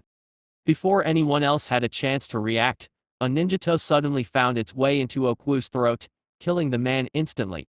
Appearing behind the deceased council head, Naruto pulled his blade from the man's body, swinging it to get the blood off. Seeing that a few of the remaining counselors were about to start ranting, Naruto spoke before they had a chance to gather any steam. If any of you so much as raise a single argument about my actions, I suggest you remember the laws this village is built on. In the Kumagakure clan charter, section A-Decree 51, it illustrates that the rakeage is the only one with the authority to allow or deny a shinobi clan's request to join the village, and any attempt from anyone to prevent the rakeage from exercising such rights is tantamount to treason, not to mention the fact that this idiot had the gall to threaten the rakeage. Sheathing his blade, Naruto moved around the stunned council members and took up the seat next to a smirking Bee, greeting the man with a fist bump. Well then, said A, breaking the remaining 9 counselors out of their stupor, now that that is dealt with, we can get back to the matter at hand. Snapping his fingers, Tsunade appeared and took away the body of Okuwu. Now then, as the Yondaime rakeage, I hereby welcome Naruto Namikaze and his clan as an official shinobi clan of Kumagakure. Excuse me, Rakeage-sama, said Kenchiki, but as I understand it, Naruto is the last living Namikaze, and according to the clan charters, a clan can only be listed as a shinobi clan if there are at least 5 members of clan serving as active Kumo shinobi with a rank of shogunin or higher. Since young Naruto is the last of his clan, the Namikaze clan cannot be enlisted into our ranks as a shinobi clan, and therefore, he is not permitted to have a seat on this council. Though you couldn't tell by looking at him, you could almost feel the smirk coming from Kenchiki. While he may not have held any personal grudge against Naruto, or the other 2 Kumo Jinchuriki, he did hold a grudge against anyone who he deemed a threat to the power he held. And that was exactly what Naruto would become should he be granted a place on the council. As a council head, he had a great amount of sway and political power at his disposal, power that he used to help pass any laws that could give him any extra amount of power and authority. But even with the amount of influence he held in the council, a clan head held even more than him. Other than the rakeage himself, only a clan head had the authority to question any laws that were already in place, and bring them forward to determine whether or not they were truly just. While Kuma and the Yatsuki didn't really bother exerting that right, he knew that with Naruto's cunning and insight, the boy would spot any law that seemed even remotely unjust and bring it forward with the intention of removing it from the Kumagakure charter entirely. I'm afraid you are misinformed, Counselor Kenchiki, said Naruto, his hands folded in front of his face. Though I am indeed the last living Namikaze in this world, I have welcomed a small group of 6 shinobi and kunoichi into my clan and granted them full rights as a Namikaze. And since each of them is currently an active ninja of Kumo, Courtesy of Reikich-sama, my clan meets all of the requirements necessary to be considered an active shinobi clan of Kumo. Gritting his teeth slightly at being outmaneuvered, Kenchiki attempted to backpedal and avoid drawing too much suspicion to himself. My apologies, Namikaze-sama, I was not aware of this change. Though if I may be so bold as to ask, who are the people you have accepted into your clan? We will need their names and ranks so that we may add them to our records. Naruto narrowed his eyes at the man, not even a few minutes into his time as a council member, and he already had someone gunning for him. Of course, other than myself, my clan consists of Kakashi Hatake Mikai, his adoptive son Rock Lee, Kurenai Hayate Gecko and Anko Mitarashi, all of whom have denounced their loyalties and ties to Konoha and pledged loyalty to Kumo and the Reikich. Everyone that wasn't present at the Shoyunin exams currently had their jaws on the ground. 5 of the names Naruto had just listed were renowned everywhere in the elemental nations, even to those who weren't active ninja, they were names to be feared and respected. Sputtering slightly, Kenchiki nodded in understanding, while another member of the Shinobi Council made a note of the names to be added. Coming out of his slightly dazed state, Kuma addressed Naruto. Well, damn Gaki, any other famous ninja you want to bring to the village? He said with a chuckle, earning a smirk from Naruto. If you would do me a favor, pass along a message to Guy-san, tell him that anytime he wants a rematch for our last encounter, I'm available. Of course, Kuma-san, he has expressed a desire for such a rematch himself. Whenever you two get around to having that rematch, I would like to watch. It would be a good experience watching 2 masters of taijutsu fighting one another. After a few more pleasantries between the people occupying the head table, the meeting got back on track. After a few long hours of debate over laws that were presented, the council session ended and everyone stood to leave. Hey B, do you think you'd be up for a Jinchuriki spar? We haven't really had the chance for a serious training session since we began training for the exams. Sure, go and grab little Miss 2 and I'll meet you guys at our usual spot, he said before jumping through a window, shattering it in the process. B, you're gonna pay for that, yelled the Reikage while everyone else just looked at him with a deadpan expression. Like you're one to talk, they all thought before shaking their heads and leaving. It wasn't long before Naruto reached the perimeter of his clan compound, and the sounds of fighting reached his ears. Raising an eyebrow in curiosity, the blonde clan head made his way around to the training field and saw a green blur clash with a silver blur before they separated and revealed themselves to be Kakashi and Guy, both breathing a little heavy. Walking up behind his beautiful girlfriend and his other siblings that were watching the match, Naruto slipped an arm around Yugito's waist and pulled her into his chest. Hey babe, what did I miss? Shivering slightly at her boyfriend's breath on her ear and neck, Yugito answered, not much. After you left for the meeting, Guy started challenging Kakashi to all sorts of these weird tasks until he finally caved and agreed to spar with Guy if he would stop bugging him. Naruto chuckled slightly at the young kunoichi's explanation. I figured as much. Even when I was still living in Konoha, Guy would continuously challenge Kakashi to all sorts of competitions. He looked back towards the spar just in time to watch as Guy landed a solid roundhouse kick to Kakashi, sending him crashing into a tree. Speaking of spars, we agreed to have a Jinchuriki spar with us at our usual place since we haven't had a good spar since we began preparations for the exams. Alright, it'll be good to let loose again, said the Nibi Jinchuriki as she unwrapped her boyfriends from her waist and went into the house to gather her supplies for a spar. Turning to his siblings that were watching the spar, Naruto whistled sharply to catch their attention, inadvertently stopping Kakashi and Guy's spar. Yugito-chan and I are going to have a Jinchuriki spar with B if any of you are interested in watching. Count me in, Gaki, said Anko with a smirk. It's not every day you get to watch 3 Jinchuriki go at it head to head. Yash, Anko-san is right. It will be most exciting to watch the 3 of you fan your flames of youth, yelled Guy with his signature nice guy pose. Before his mini-clone had a chance to start ranting as well, Naruto sprinted into the house and grabbed a few extra supplies for the spar as well. A few minutes later, the blonde couple exited the house and left towards the training grounds they usually use to train their Bajoa's chakra, with Naruto's siblings in tow. Training ground 0-30 minutes later. In all of Kumagakure, There were few places that the dedicated and terrain-hardened shinobi feared to go. The number of those places within their own country was few and far between, but there were three places in particular that commanded an aura of submissiveness from every person in Kumo's forces. The Valley of Clouds and Lightning was one such place. Ever since the discovery of the valley's existence during the reign of the Nidame Reikage, no Kumo shinobi that has set foot within the valley had returned, the only exception being the unpredictable Hachibai Jinchuriki Killer Bee himself. The second place, if it was possible, was even more feared and respected than the Valley of Clouds and Lightning. Since the founding of the Kumo, the shinobi and citizens of the hidden village have cared for an ancient tortoise that has earned the moniker, the island turtle, due to its immense size. The back of its immense shell is covered in countless protrusions that serve as a natural layer of defense for the creature. Within this foreboding exterior is a lush animal paradise that serves as the home to numerous species of animals, each of monstrous size in their own right. It was for this reason that most of Kumo's forces were hesitant to enter the moving fortress, with the only exceptions being the most powerful of Kumo's elites. Though not feared in the same regard as its counterparts, Training Ground Zero was shrouded in even more myth than the valley and the island turtle combined. Serving as the Reikage's personal training ground, the field was situated atop the highest plateau overlooking the village.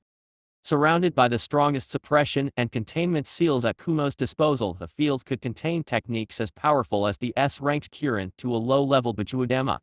It was here that Killer Bee trained when he first began to utilize the Hachibi's power, moving to the Valley of Clouds and Lightning when he became more proficient with his Bijo's power, and finally gaining complete control over Jumuki's power within the inner sanctum of the Tailed Beast Temple on the island turtle. When Naruto and his entourage arrived, they were greeted by the sight of Bee with 8 tentacles sprouting from his back, fighting off 10 clones of himself. Knowing from previous experience that Bee would likely continue his training without ever noticing their arrival, Naruto and Yugito flared their Bijo's chakra, effectively bringing the Hachibai Jinchuriki's attention to them. Dispelling his clones in a flash of lightning, Bee walked over to the new arrivals, as the tentacles retracted into his body. "I was wondering you would get here," he said with a smirk towards the two blonde shoyunin. "Did you lose track of time while you were making out?" He laughed as the two red-faced blondes kicked him in the back of his head, much to the humor of the newly instated Kumo jounins. They all knew that Naruto and Yugito weren't embarrassed about their relationship. In fact, they fell that much more in love with each with the passing days, but the two blondes were never really good at dealing with teasing. "Alright, you two know the drill," said B as he led the two younger blondes to the center of the field, leaving the 5 new jounin on the sidelines. "We'll start out with version 1 cloaks, 1 tail each, and work our way up.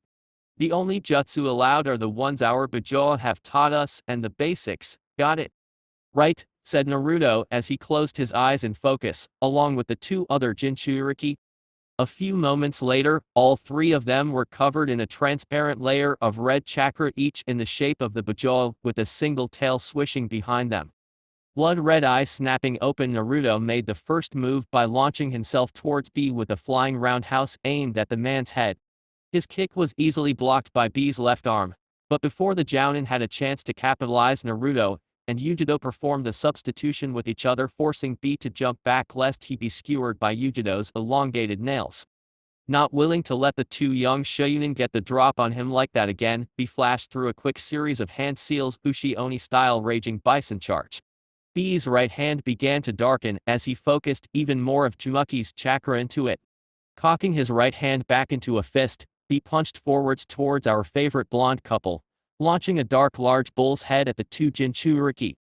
Reacting with precision timing that was almost impossible to achieve, the 2 shoyunin appeared next to one another, each speeding through hand seals. Kitsune Niko collaboration, Roaring Beast Twister releasing the controlled shape of their cloaks. Naruto and Yugito flared more of their Bijo's chakra, shaping it to look like a small version of their beast's head surrounding them.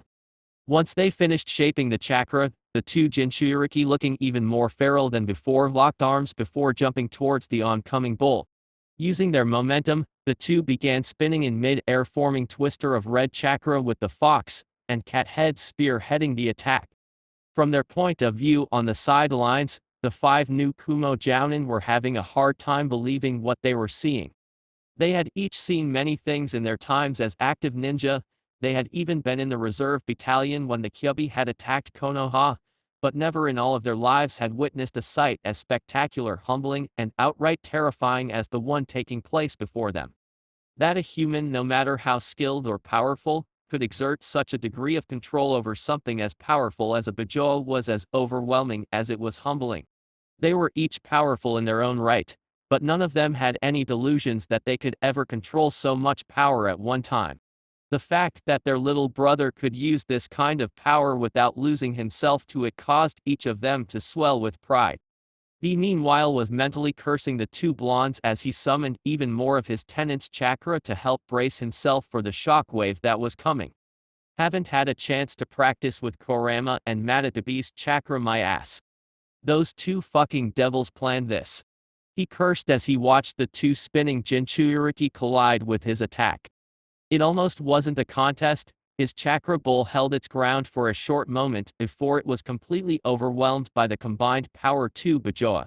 The resulting shockwave forced Kakashi to raise a wall of earth to protect everyone while B was forced to wrap himself with Jumuki's chakra to lessen the impact, though he couldn't prevent himself from being launched halfway across the field.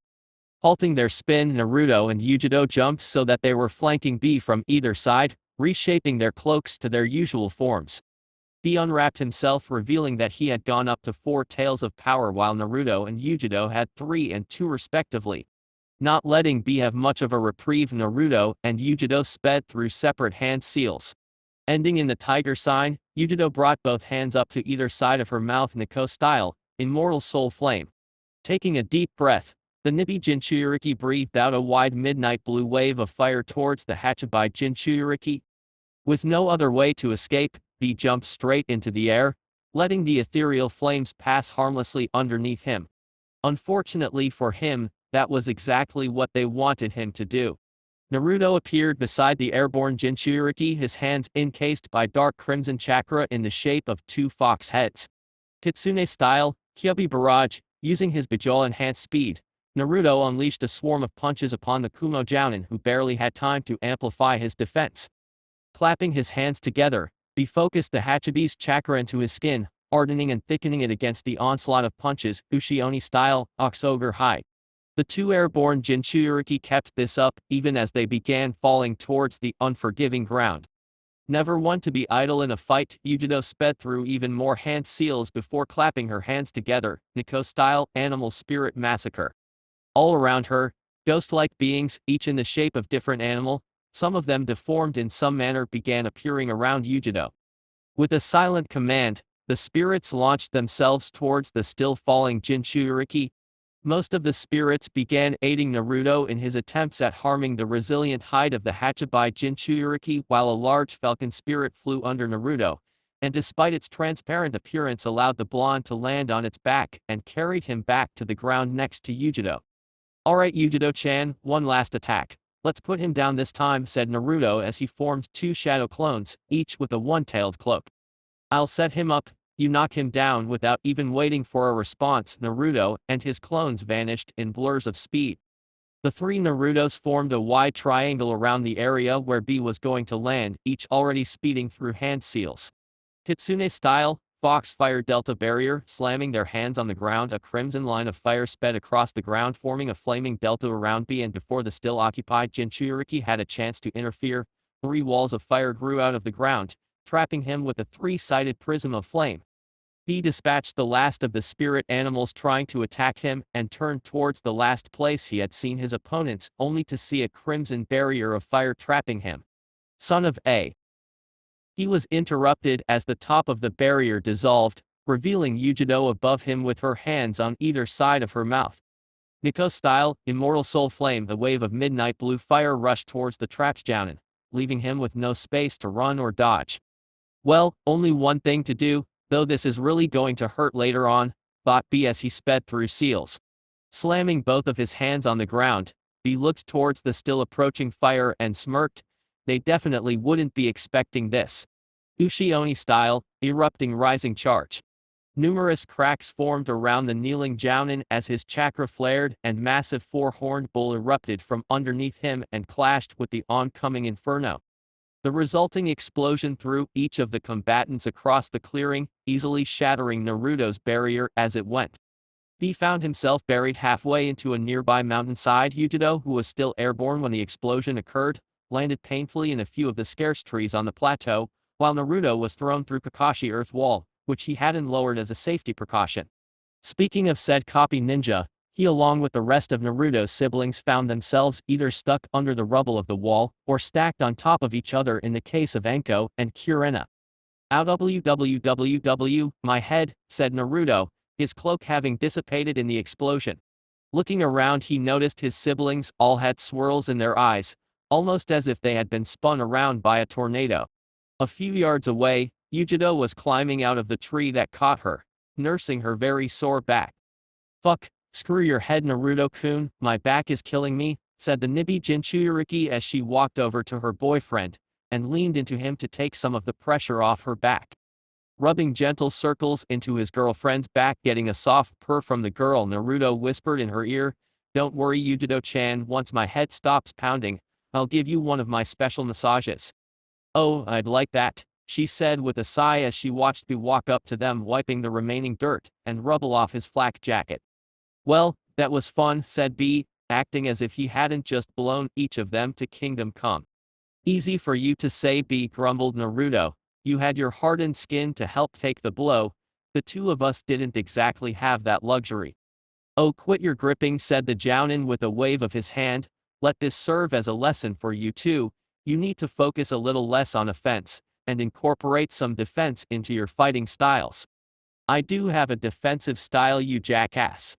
You're the one who doesn't let us use any elemental jutsu that don't belong to our Bajoa, and all of Kurama's techniques are offensively based," shouted Naruto, only to immediately regret it as his head started throbbing even more. "If I didn't know any better, I'd say you were complaining about me not having any defensive techniques," said Naruto's ever-present companion. "Oh, shut it, you overstuffed furball," thought Naruto, causing his tenant to growl, increasing Naruto's headache even more. "Okay, I'm sorry." "Sheesh. You are so sensitive." Before Kurama had a chance to respond to that, Naruto cut the connection and refocused on the outside world. Noticing his siblings slowly picking themselves up, Naruto smirked as each of them seemed to nursing their own injuries, and they weren't even in the fight. "Did you all enjoy your dirt nap?" he asked, smirking as they each shot him a dirty look. Just as they were about to start making their way back towards the Namikaze compound to recuperate, an Anbu wearing a dark yellow mask with a single white bolt of lightning going down the middle landed in front of them. "My apologies, Namikaze-sama, but Reikage-sama requests your presence at once. Someone has arrived and requested an audience with you and Reikage-sama." Naruto narrowed his eyes in confusion. "Do you know who has requested this meeting, Anbu-san?" The twitched slightly, the only indication everyone needed to know that something wasn't right. After a moment of silence on the Anbu's part, the man looked at Naruto through the eye holes of his mask. "The one who has requested the audience is Jiraiya of the Sannin himself." Chapter 19. Naruto was jumping across the numerous mountain tops that Kumagakure was built on and around, heading towards the blue building that served as the Reikage's command post. The revelation that Jiraiya, one of the Sannin of Konoha, was in the village and looking for him had instantly put everyone on edge. He had ordered his siblings and Yugito to return to the compound, while he met with Jiraiya and the Reikage. Though they were reluctant to comply, they understood that until things had a chance to settle down in Konoha, they needed to remain hidden. Yugito had tried to argue that she didn't need to stay hidden because of this, but Naruto refused to let her anywhere near someone like Jiraiya, not without first figuring out what his intentions were. Only after he swore to come back as soon as the meeting ended, and a whispered promise to make it up to her later, did the blonde nibby Jinchuriki finally consent, and returned with the 6 adopted members of the Namikaze clan. The young Anbu who had been sent to inform him of the meeting was a little ways behind the blonde shogunin. Like most of the shinobi population, he respected Naruto and the other Jinchuriki for their sacrifice of keeping the Bajau at bay, something that couldn't be said for many other villages. So, unknown the blonde, or even the Reikage himself, he had sent out a coded message through the ranks, informing them be ready for a potential internal conflict. He hadn't mentioned specifically what might cause the conflict, knowing that he was taking a large enough risk as it was doing something like this without informing the Raikage. All he had said was that someone from Konoha was in the village and seeking an audience with Naruto. It rather easy to see that his message had been well received, so long as one knew what to look for. All around the village, shinobi of varying ranks and status were looking in the direction of the two shinobi, watching for any sign of the threat they had been warned about. Unfortunately for the Anbu, Naruto was one such person, and with his deductive and analytical skills, it didn't take him long to put the pieces together. "You sent out a message to the ranks, didn't you?" The statement almost caused the Anbu to lose his footing as he jumped off another landing platform. A sheepish smile appeared on his lips, though it was hidden by his mask, so you noticed, huh? Chuckling slightly, Naruto turned to his escort. "Yes, it wasn't really that hard given the facts, Jiraiya. Someone who is said to be on the same level as the 5 Kages is in the village, asking to meet with the Raikage and myself. Also, a good portion of the shinobi we passed have been looking in our direction, their posture loose and coiled, ready to react at a moment's notice. It only seems logical that someone had to have tipped them off to the situation at hand." "I apologize, Namikaze-sama," began the Anbu, his head lowering in shame. "I know I shouldn't have breached protocol like that. But you, Yugito-sama and Bee-sama, are a symbol of strength to the people of this village, whether they will admit it or not. We will not allow anything to happen to you three, not so long as a single Kumo ninja draws breath."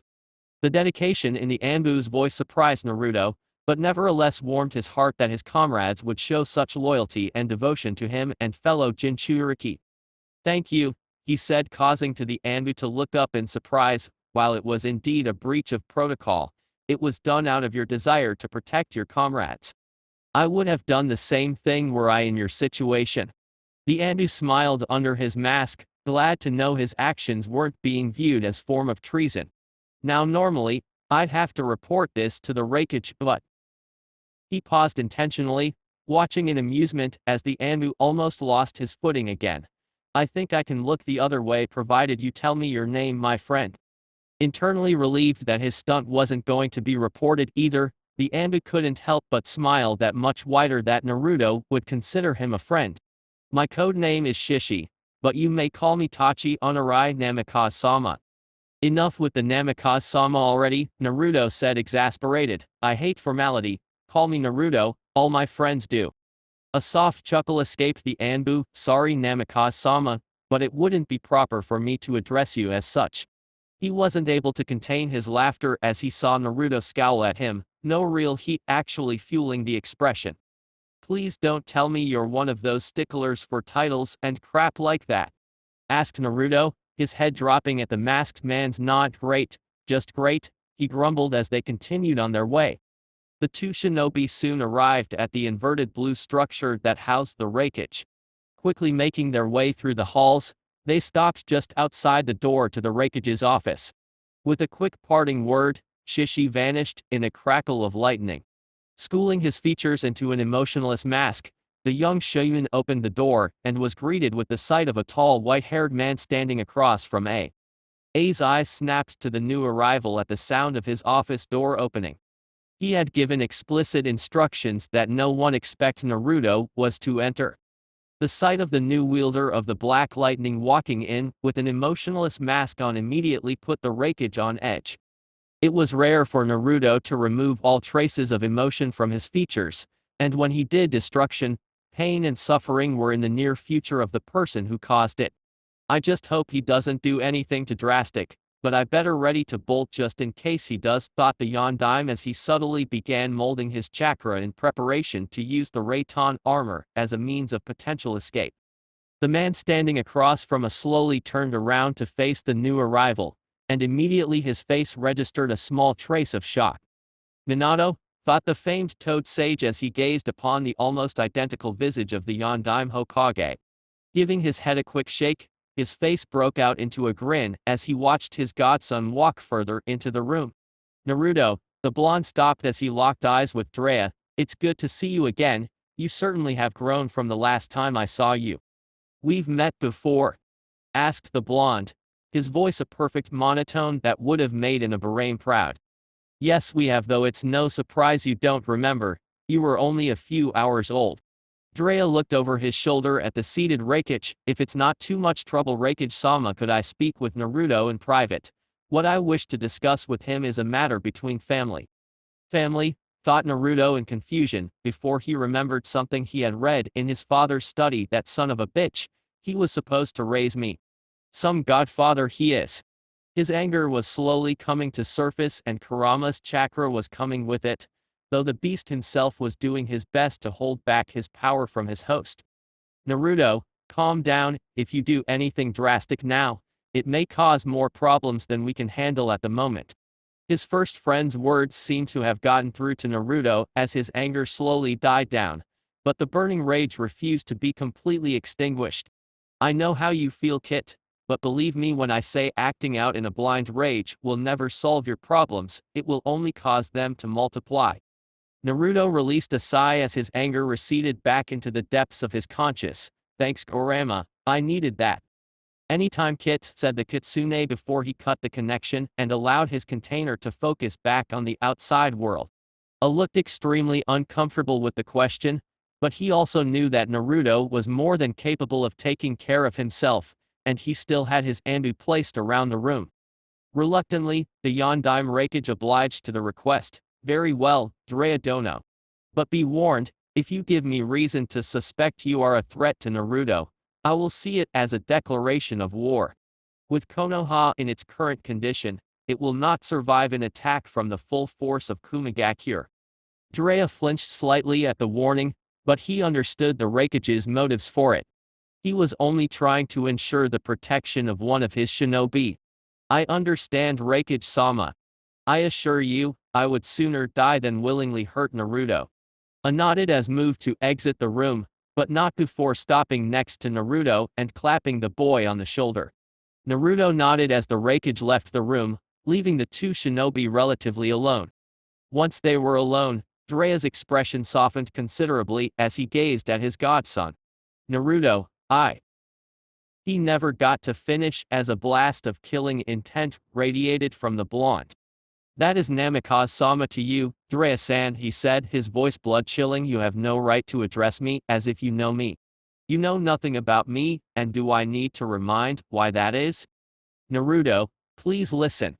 I wanted to raise you, but the council. The council be damned. Roared Naruto, his eyes flashing red. You were my godfather, you piece of shit. How the hell could you have let the council decide whether or not you got to raise me? My father chose you as my godfather in the hope that should anything happen to him and my mother, you would be there to help raise me and protect. Jiraiya flinched at the points Naruto was making, and he was completely right. He had failed as godfather, he had failed to keep his promise to Minato, and he had failed to protect Naruto when he needed him most.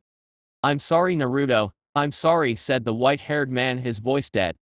Your apology is a few years too late, godfather, Naruto said, spitting the man's title with so much venom even the hidden Anbu flinched. Though I suppose I do owe you a thank you. Had you not obeyed the council, I never would have left Konoha, and I never would have met Darui Sensei and B. They never would have brought me to Kumo, and I never would have become the shinobi I am today. But most of all, I never would have met Yugito-chan, and for that, I thank you. Now if you have nothing truly important to say, I have clan matters to attend to. Good day, Jiraiya-san. Jiraiya could only watch as his last connection to Minato walked towards the door. Just as the blonde was about to open the door, Jiraiya's memory cells kicked in. I can help you find your grandmother, Tsunade Senju. He shouted, hoping beyond hope that the blonde would listen. His hopes seemed to be answered as the blonde went rigid at the mention of his lost grandmother. Taking that as a sign that he was at least listening, Jiraiya continued, that is why I am really here, Naruto. I want to help you rebuild your lost family. It's the least I can do to make up for my failures as your godfather. Though he genuinely wanted to help his blonde godson reunite his family, he only wished that his reasons for making the offer were genuine. Naruto's hand was hovering just above the handle of the door, his body rigid and his eyes wide at what Jiraiya had said. It was well known around the nations that Jiraiya had the most extensive spy network in existence, with spies in almost every nation with a shinobi village. If anyone might have any kind of information on where his grandmother might be, it was his so-called godfather. "Do you know where she is?" he asked, keeping voice the same neutral monotone as before. "The last I heard, she was on her way to Tanzaki Guy in the Land of Fire," said Jiraiya, a plan to convince Naruto to go with him forming in his mind.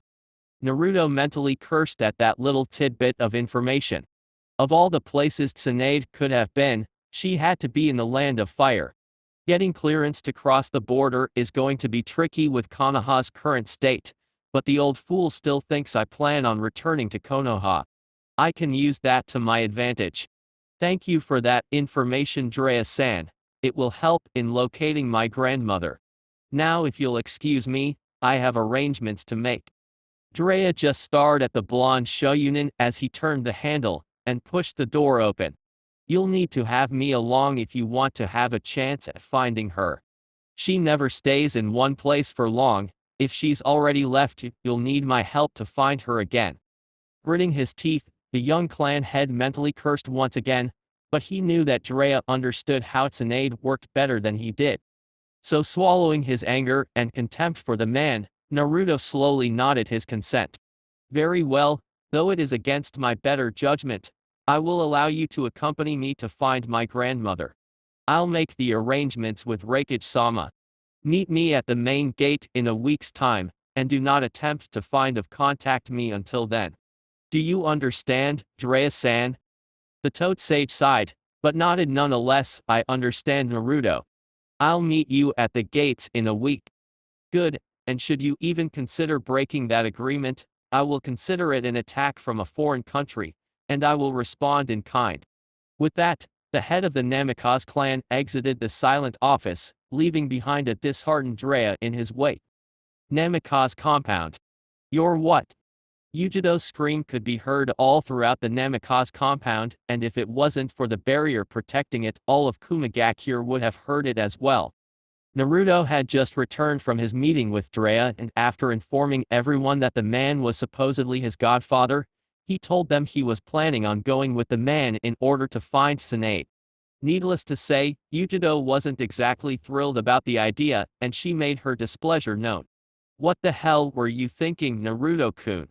Why the hell would you agree to let that man come with you?" "Because he knows how Tsunade is likely to think, and knows the most likely places she might be. I'm not thrilled about the idea either, believe me, but it's the best bet we have of finding Tsunade without causing any kind of political backlash," Naruto said as he sat down on one of the large couches in the living room. Yugito sighed as she sat next to her boyfriend and wrapped her arms around him. She knew better than anybody that when Naruto had his mind set on something, there was no way to convince him to change it. Even if this is the best chance at finding Tsunade, why do you have to go with him alone? Why not let someone like Darui Sensei go with you? "She's right, Naruto," said Kakashi from his place across from the two teens. Kurena and Hayate were sitting on his left, while Anko sat the arm of the couch. Guy was standing to side of the two couches with Lee and Karui with him. "The five of us may not be able to go with you because of Jiraiya, but someone like Darui, or even B, wouldn't raise any suspicion. It could easily be passed off as the Raikage wanting one of his jounin to accompany you for security's sake." "I know that, Kakashi Naizen," relented Naruto, "but the reason I'm not allowing anyone to go with me is because Jiraiya will be easier to manipulate if it's just the two of us. During our little meeting, I could tell that he truly wanted to repent for his failure as a godfather, but there was something else. His body language suggested that even though he was fighting himself when he said that, almost as if he felt ashamed for making the offer." "Ashamed?" asked Guy, his eyes narrowed in suspicion. Why the hell would someone feel ashamed about offering to make amends for past transgressions if he truly wished to? Everyone nodded in agreement with Guy's statement, and began to think of what may be the cause. Silence filled the compound as all of its inhabitants thoughts over the possibilities behind Jiraiya's motives for making the offer. Could someone have forced him to make the offer? Thought Karui aloud, breaking the silence. She had arrived shortly after the group had returned from the spar, and had been brought up to speed on what was happening. I doubt it, Anko said as she readjusted herself on the back of the couch. Jiraiya is one of the Sannin for a reason. There aren't many people that could force him to do anything if he didn't want to. Not to mention the number of people who have the power to do it, and would even consider blackmailing, or threatening someone like Jiraiya, can be counted on one hand. Add to that of that small number Naruto has convinced 3 of them that he is working for the greater good of Konoha, and they wouldn't even consider compromising him. Everyone nodded in agreement with Kurena and Anko. The possibility of something like that happening was very slim, but it was still something to consider. What about an ulterior motive? Voice Hayate, garnering surprised looks from all those present. What do you mean, Hayate? Asked Kakashi.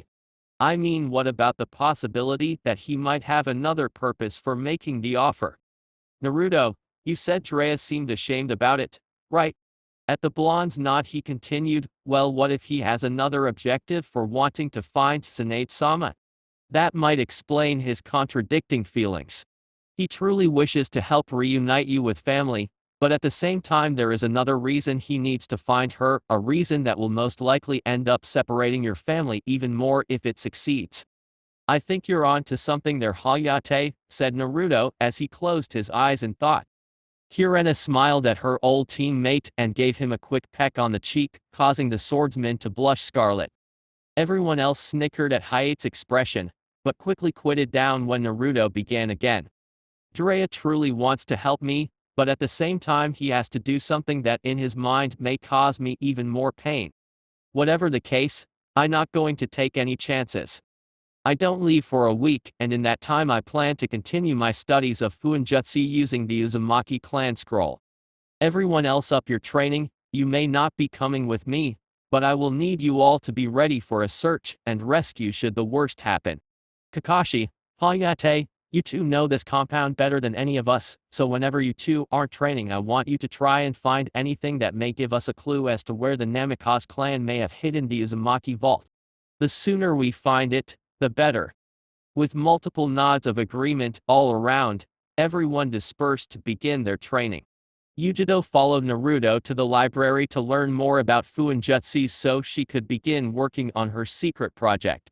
Kakashi and Hayate decided to postpone their training for later and started scouring the compound for clues about the vault. A week later, main gate. Jiraiya was leaning against the stone column that supported Kumogakure's main gate. Staying true to his word, he had not attempted to contact or search for his godson, though the temptation to do so was strong. Instead, he had chosen to remain inside his apartment room for most of the time, even refusing to do any research to avoid potentially angering Naruto if he thought he might have been looking for him. His mind drifted towards the reason for his being there in the first place. Shortly after the failed invasion of Suna and Oto, Sarutobi had contacted him and ordered his immediate return to the village for a priority S-ranked assignment. That last part had certainly gotten Jiraiya moving.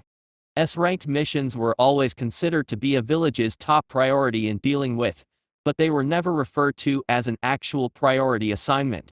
That his former sensei had determined this particular mission important enough to classify it as a priority assignment, Jiraiya had pushed himself to the limit and managed to reach Konoha in less than a day, even though he had been near the southern border of the land of Tea. Upon his arrival he was immediately brought before the Hokage and after a brief update on the condition of the village, had been given his current assignment.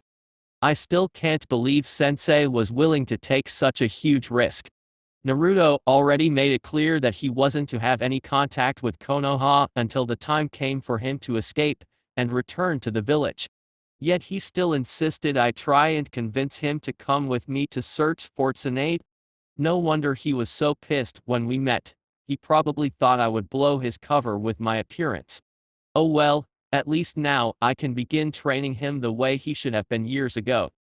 Coming out of his thoughts, the Toad Sage finally noticed that he wasn't alone anymore. Naruto, along with the Raikage and 2 Anbu, were standing a fair distance away from him waiting for the Sannin to acknowledge their presence. For a Sannin, he isn't living up to his title, thought the three older Kumo shinobi, while Naruto had his own suspicions about Jiraiya's actions, or lack thereof. Grinning sheepishly, the white-haired shinobi straightened up. My apologies, Raikage-sama. Naruto. I was lost in thought about the recent attempt on my village. The Anbu bristled slightly at the way Jiraiya addressed Naruto. Like their comrade Shishi, they highly respected Naruto and his fellow Jinchuriki and wouldn't hesitate to come to their defense should the need arise.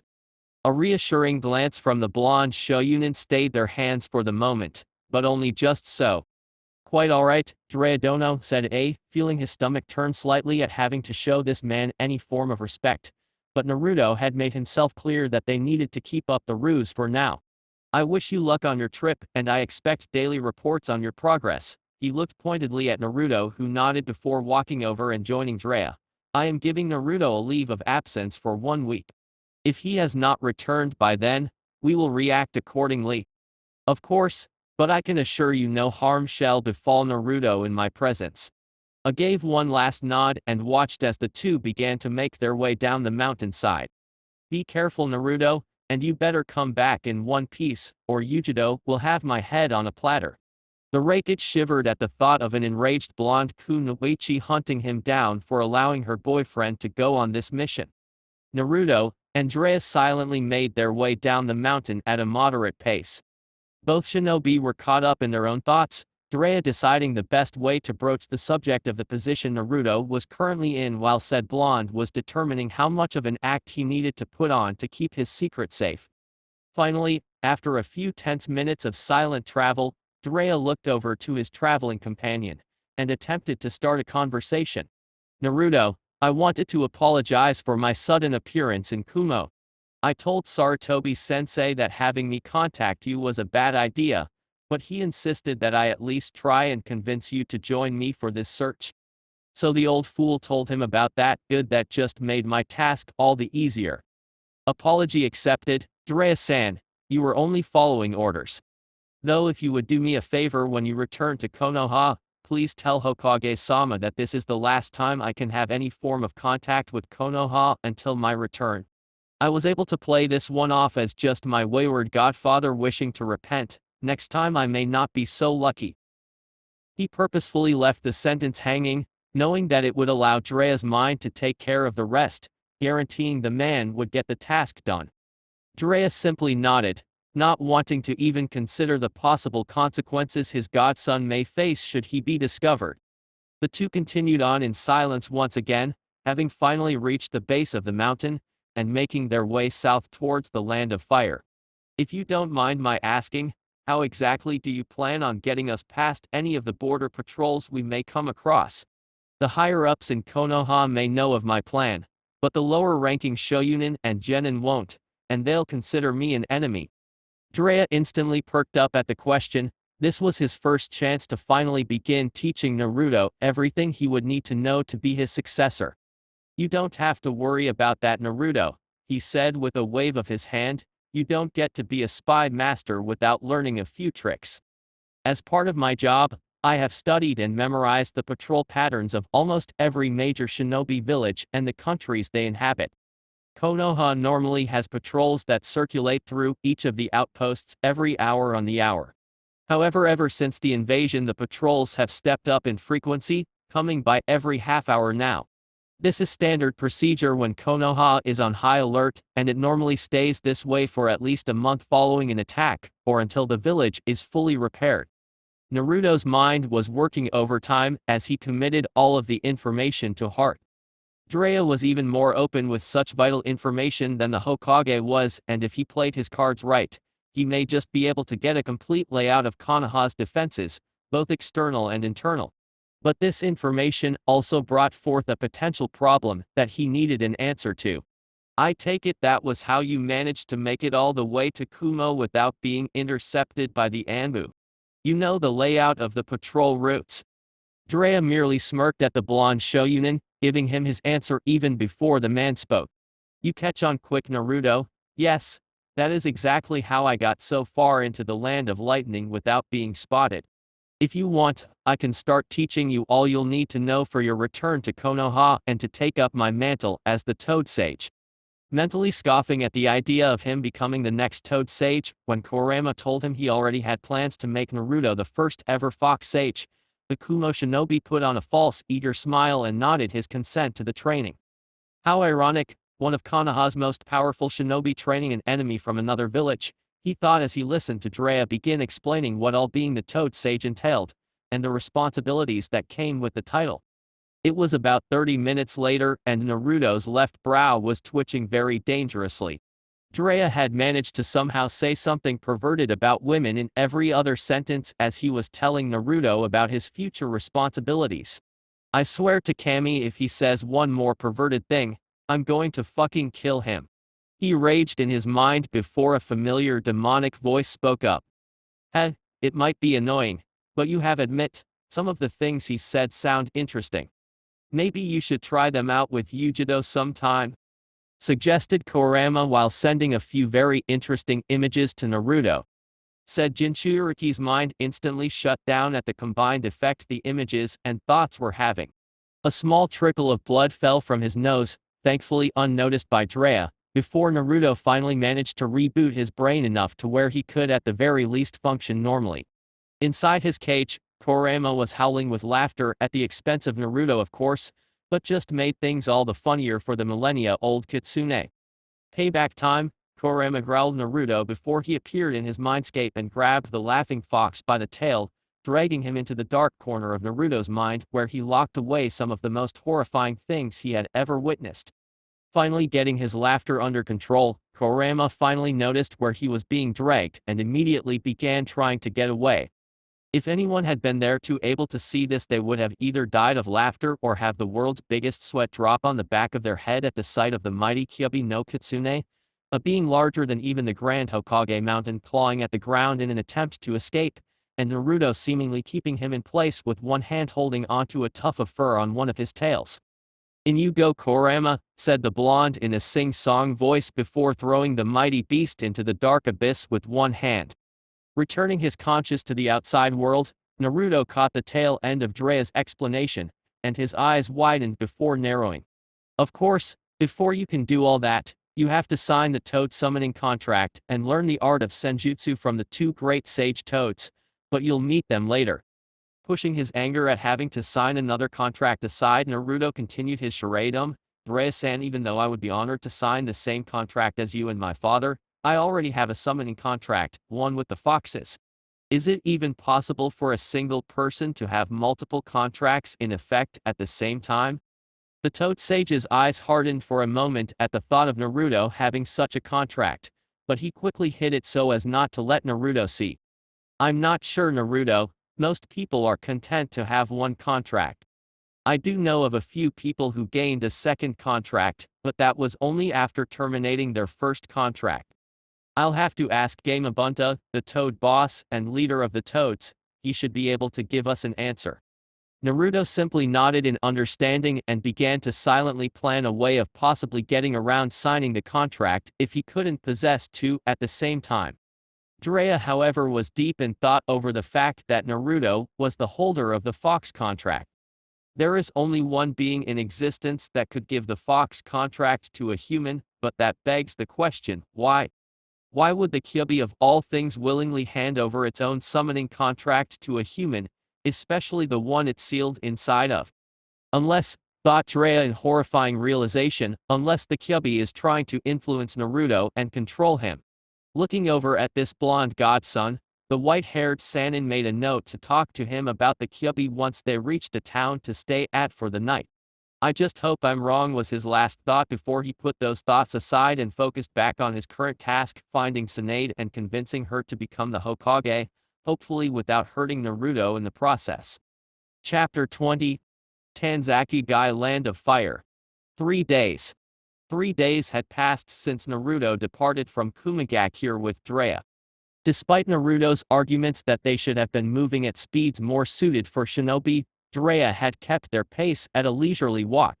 His reason for the slow pace was because he wanted to begin Naruto's training, and he wanted to spend as much time with his godson as possible. When he told this to his blonde companion, Naruto had mentally scoffed, but put up a happy front to keep up his act. True to his word, Jiraiya had started training Naruto only a few hours after their departure. While they hadn't done much in the ways of the ninja arts, the white-haired Sannin had more than made up for that in the knowledge and information department. Naruto couldn't believe his luck as Jiraiya began to tell him everything he could ever want to know about Konoha and the other hidden villages. That is, everything the villages didn't want people to know. Though he was absorbing the information like a sponge, with Kurama helping him to commit and organize the new information so that it would be easier to access and remember after he managed to free himself from the black pit inside Naruto's head, the blonde Kumo shinobi couldn't help but question Jiraiya about why he was giving up such vital information to someone who was from another village. The man's reaction to this question was not one Naruto was expecting, but he was more than willing to use it to his advantage. Jiraiya had started laughing when Naruto asked the question, and had said in between fits of hysterics that he was telling him all of this because he was family and because he would need to know all of this for when he returned and took his rightful place as Hokage. While Naruto thought the Toad Sage's reasoning was moronic, ludicrous, and downright stupid, who was he to argue? After all, he was benefiting greatly from that unusual reasoning. Finally, much to Naruto's relief, they had arrived at the outskirts of Tanzakugai. True to Jiraiya's predictions, the patrol routes had been increased, but they had managed to avoid any and all encounters with the teams and easily bypassed the outpost defenses. Glancing over at his white-haired companion, Naruto knew that he had to get away from the Sannin if he wanted to have any chance of getting all of the information he had gotten so far back to Kumo. "Hey Kyufu," he said, internally cringing at using such a title for the man next to him. During their 3-day journey to Tanzakugai, Naruto had played his role of a supposed loyal Konoha shinobi to perfection, but that also meant having to treat Jiraiya as if he actually cared for the man. "What is it, Naruto?" asked Jiraiya, smiling down at his blonde godson. He may have only known him for a few short days, but during that time he had grown attached to his student's son and heir. "Do you mind if I go ahead and find a hotel for us to stay in? I'm kind of tired, so I might turn in early for the night," he said with a small yawn for emphasis. Jiraiya looked towards the setting sun on the horizon and nodded his consent. This would give him the chance he needed to find Tsunade on his own and complete his mission without Naruto becoming aware of it. Giving a small forced smile and thanks to hide his smirk, Naruto took to the roofs to find a suitable place to stay and send his message back to Kumo. Jiraiya's smile turned into a frown as he watched his godson's retreating figure disappear into a cluster of roofs. He knew that he had no choice in the matter involving Tsunade's appointment as Hokage, but that didn't mean he wasn't tearing himself up inside at the pain it would cause Naruto should he ever find out. "I'm sorry, Naruto," whispered the sage before he began to walk down the busy streets in search of his former teammate. "With Naruto." Naruto sighed as he rolled his sore hand around to try and loosen it up. For the last 30 minutes, he had been constantly writing, making sure to include every detail he learned from Jiraiya about the various defenses of the shinobi villages. The information had easily filled up 2 scrolls, each 2 feet in length and more than 15 feet long when fully unraveled. But despite his now aching hand, Naruto couldn't keep the smirk off of his face as he read and reread the information in the scrolls, ensuring that he hadn't forgotten anything. Once he was satisfied that he had written everything he could down, the blonde shogunin rolled both of the scrolls up before sealing them with a blood seal key to the rakeage. Taking extra precautions with the valuable information, Naruto also sealed the 2 scrolls inside of a smaller, less inconspicuous scroll before sealing that one as well. After having Kurama check to make sure no one was around, Naruto bit his right thumb before flashing through 5 familiar hand seals and slamming his hand onto the wooden floor of his room summoning jutsu. Out of the customary cloud of small came a small 2-tailed fox with dark, emerald green fur. The fox looked around in confusion, before noticing the human standing in front of her. Her completely white eyes, which only seemed to have a black slit pupil, looked at Naruto in confusion. "Are you the newest summoner of the Fox clan?" the fox asked in a high, squeaky voice. Naruto smiled at the fox and nodded the affirmative to her question. It was obvious the fox was a young one, probably only a year or 2 old if the squeaky voice was any indication. "I am indeed young one," he said with a smile. "My name is Naruto Namikaze, what's yours?" "Harukaze," Yip the small fox with her species equivalent of a smile. Spring Breeze, a fitting name, Naruto said with another smile as he knelt down in front of the fox kit. I need you to deliver a message, can you do that for me? His only answer, and determined Yip as Haruka stood to her full height, just barely reaching his calf. Chuckling, Naruto tied the small scroll on the fox's back before looking her in the eye again. Follow my scent back to Kumagakure when you get there, go the big blue building built into the mountainside. Just tell someone there that you're one of my summons, and you have a message for the Hokage. Make sure you remember his scent when you meet him. I will probably call on you in the future to deliver other messages to him, okay? Haruka nodded before a small spiral of wind surrounded her and she disappeared. Impressive, said Kurama as he watched the young fox kit from inside Naruto. Despite her young age, she is already quite skilled in using her wind element. Most kits take at least 3 years before they reach that level of skill. Yeah, mumbled Naruto before he felt a small spike of emotions coming from the center of the town. Kurama, did you feel that? Yeah, I did, Kit. It looks like something has that toad-loving sage in a tizzy. But I'd be more concerned with the person he's with. Whoever they are pissed, but they're doing a good job of hiding their emotions. How can you tell? I can just barely feel Jiraiya's emotions, I can't even sense another set of emotions, said Naruto as he furrowed his brow in concentration, attempting to sense the other emotions Kurama mentioned. I'm not surprised you can't feel them, Kit. Like I said, they're doing a good job of masking them, and besides that, you still haven't mastered your ability to sense negative emotions. It was true, the ability to sense negative emotions was the one skill Naruto had inherited from Kurama that he had yet to completely master. Despite the two of them being on good terms and cooperating with each other, Naruto still wasn't able to use the ability to its fullest. They had tried in the past to figure out the reason why he was having such trouble, but the only thing they could think of was that the seal was preventing it somehow. Sighing in frustration at not being able to feel the other set of emotions, Naruto moved towards the window in his room. Kurama, you'll have to take the lead since I can't pinpoint their location, said Naruto as he jumped towards a nearby rooftop. While he was still in the air, he went through the required steps for a summoning. Landing in a crouch, Naruto placed his hand on the roof before he was surrounded in a cloud of smoke. Not breaking stride, Naruto shot out of the cloud of smoke with Kurama at his side, and continued to jump across the rooftops in search of his traveling companion. With Jiraiya just after Naruto left. After seeing his blonde godson off, Jiraiya refocused on his current task, and began to wander down the streets of Tanzakugai in search of his busty teammate. He checked every bar, club, casino and backroom gambling place he could find, but he couldn't find any sign of her. After about 20 minutes of searching, he was about to give up and track down whatever hotel Naruto had chosen. He heard an all too familiar voice shouting from inside the building he was just about to walk past. Looking at the place, he was fairly surprised that it was an actually pretty moderate-looking restaurant, nothing like the usual places Tsunade liked to frequent to get a good buzz.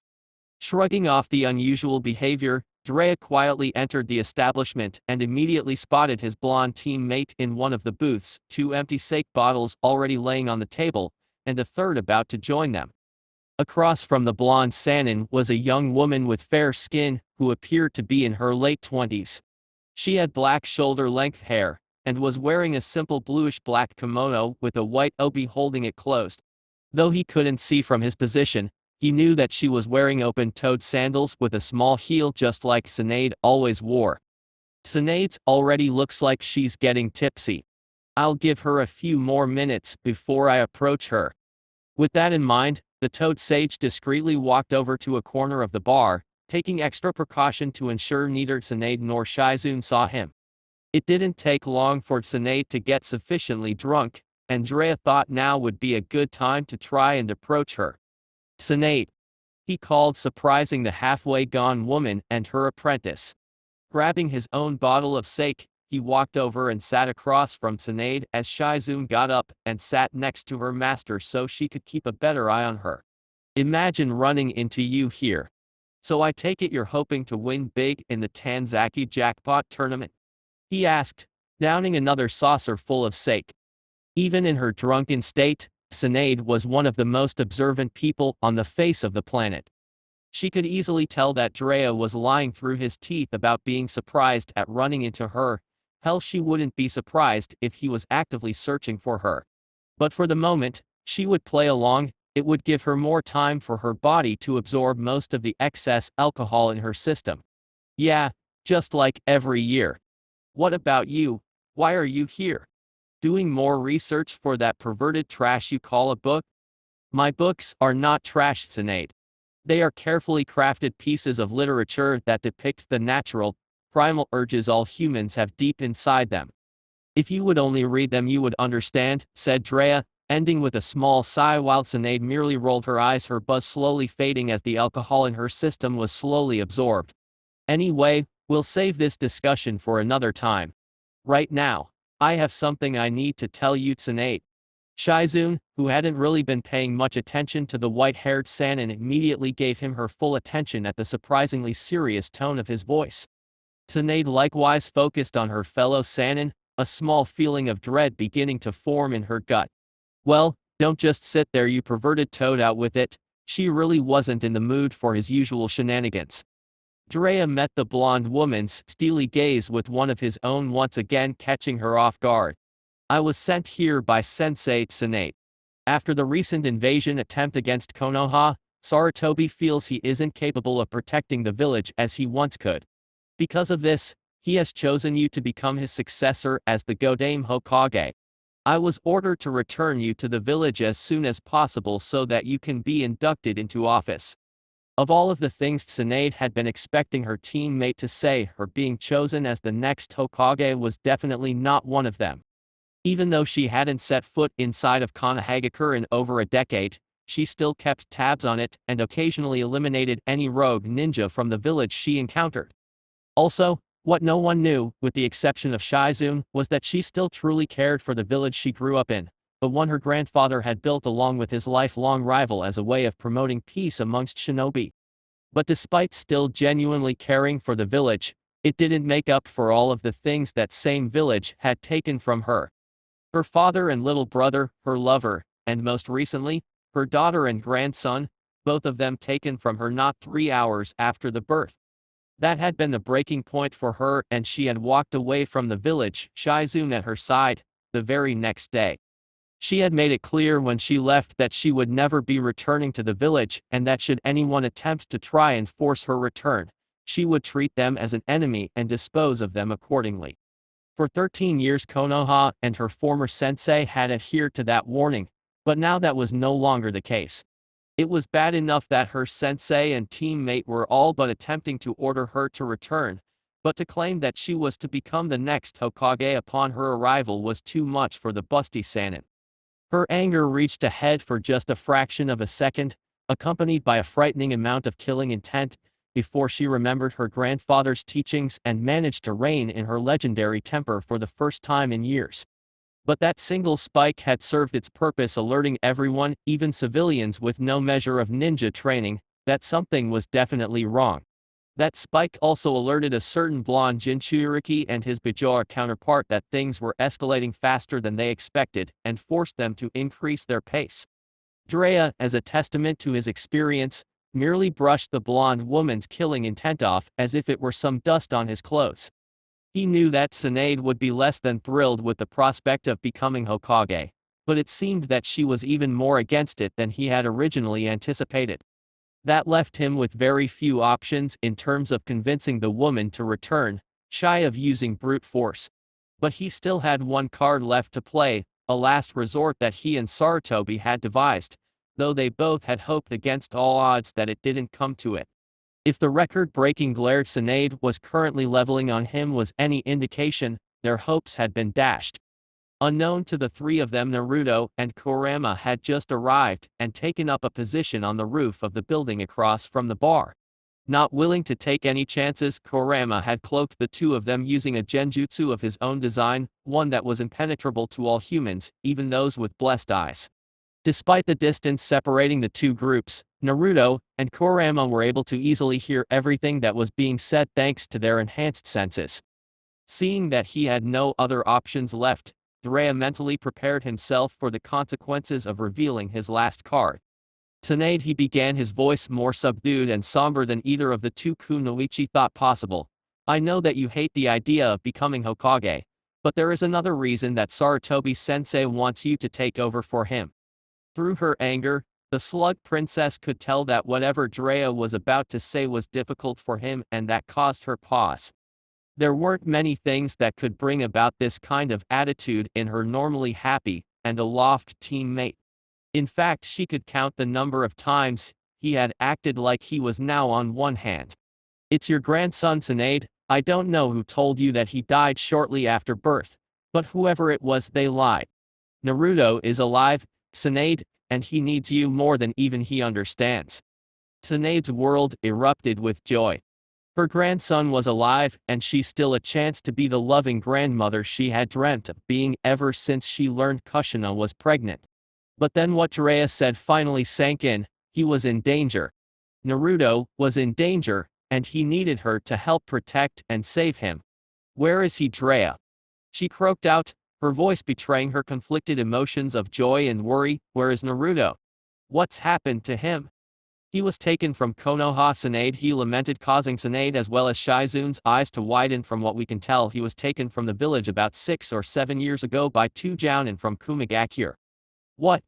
He's been gone for 7 years, and you still haven't managed to bring him back safely. What the hell is wrong with you? Screamed Tsunade as rage once again spread through her veins, all sense of controlling her emotions forgotten as she got ready to rip her teammate apart. Despite the threat of a grandmother's righteous fury, Jiraiya merely took a short swig of sake from the bottle Tsunade had been using just moments ago. The reason we haven't been able to get him back yet was because we only recently discovered what happened to him. From what we have been able to gather, Kumo paid off some civilians to form a mob and run Naruto out of the village so that 2 of their jounin could find him and offer him asylum. Shizune let out a startled gasp while Tsunade's glare became even more threatening, if that was even possible. Taking another small swig of sake, Jiraiya continued to put up an admirable performance, effortlessly weaving the tale he and his sensei had prepared before he had left to collect Naruto. It didn't stop there, I'm afraid, he voiced solemn. Kumo also paid off several members of the civilian council to help cover up the boy's disappearance and keep people from questioning his sudden absence in the village. Sensei has already had the culprits interrogated and executed for treason. He wanted to make the task of getting Naruto back into the village as easy for you as he could. Standing up, Jiraiya placed some money on the table to pay for everything before he turned and started making his way to the door. I'll be in town for the rest of the week. If you really want to help your grandson Tsunade, meet me at the eastern edge of town in 6 days. His piece said. The white-haired Sannin quietly left the bar and Shunshinad away, blissfully unaware that his blonde godson had heard everything, and was already making plans to turn the situation in his favor. So that was his plan all along, huh? Muttered Kurama as he sat down on his haunches, his 9 tails splayed out behind him. It looks like Hayate was right. He did have another motive for finding that Tsunade woman. Naruto absently nodded as he fought to keep his anger under control, so it would seem. Knowing what might happen if he didn't calm himself down, Naruto sat on the roof and began to meditate on different ways that he could use this new information to his benefit.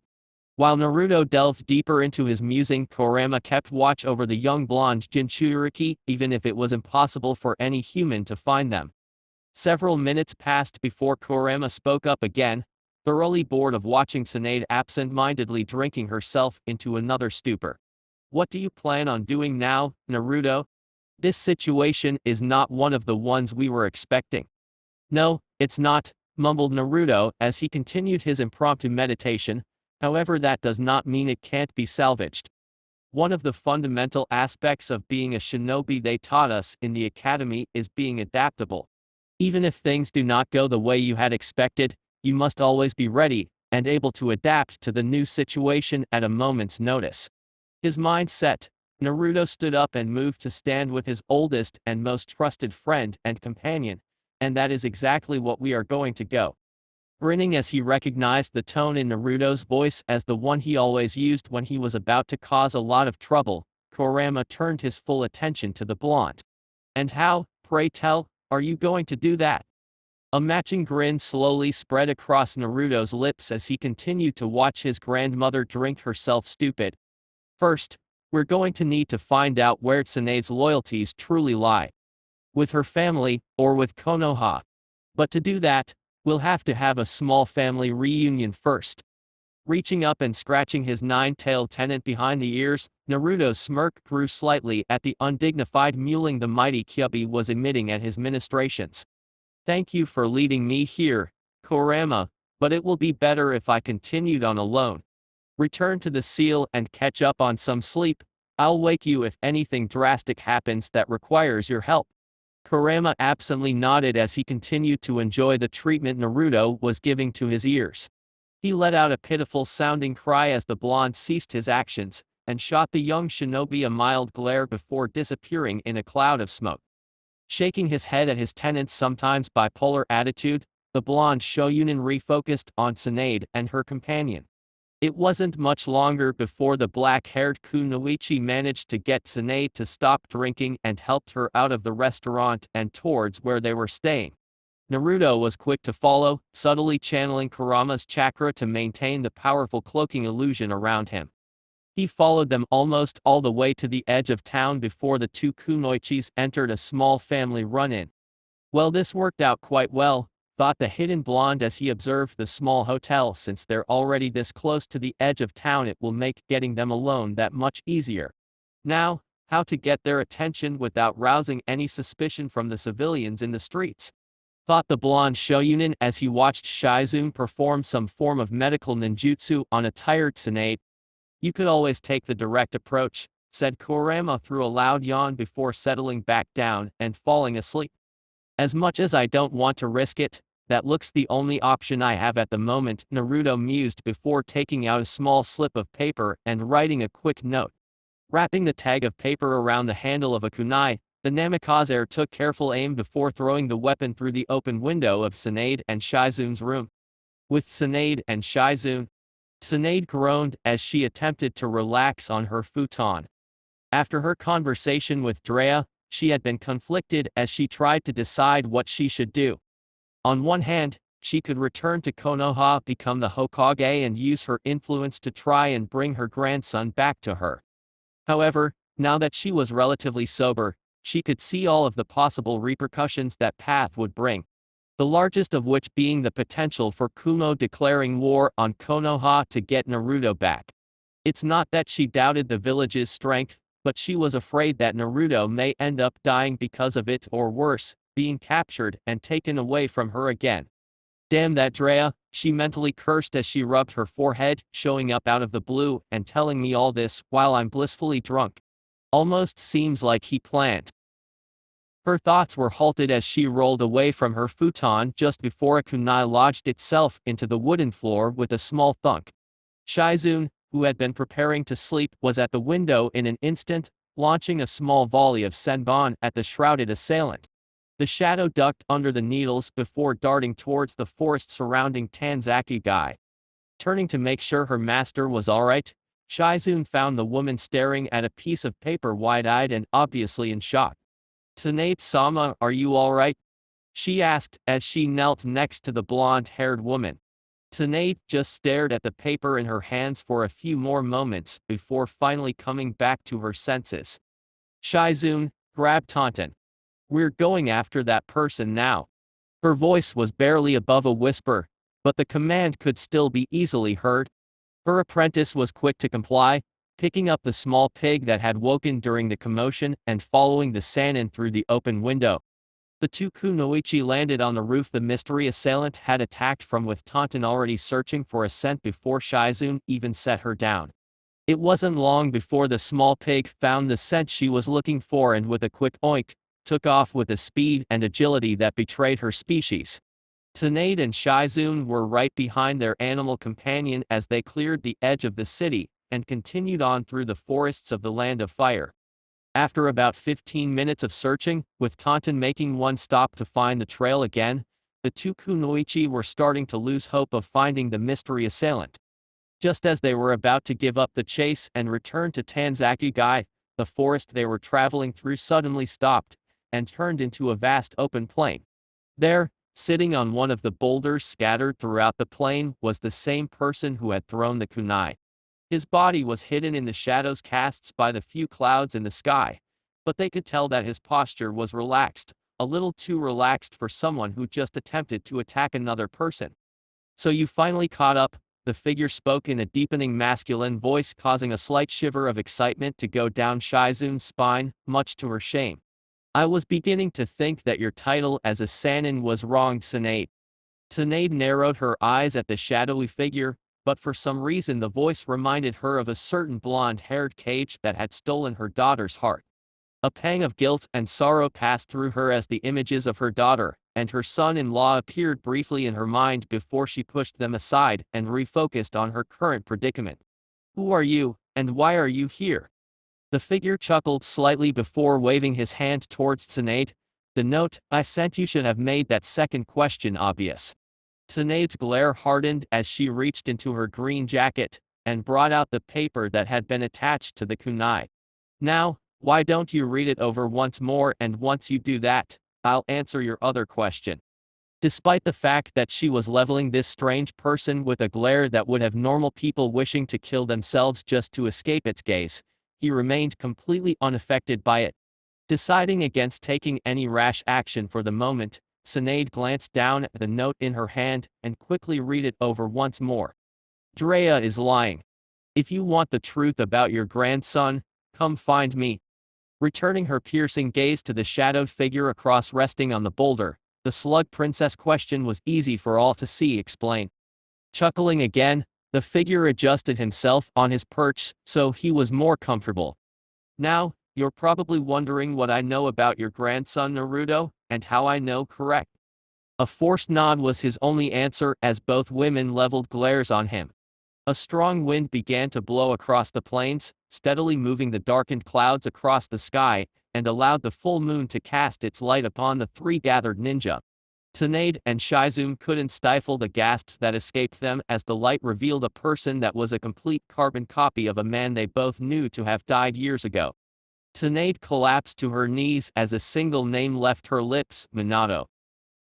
Though the person looked so much like her deceased son-in-law, the smirk that spread across the young teen's face was a perfect match for her daughter Kushina's not quite Bachan. Blonde woman's heart nearly skipped a beat at being called Bachan, but I have been told the resemblance is rather uncanny.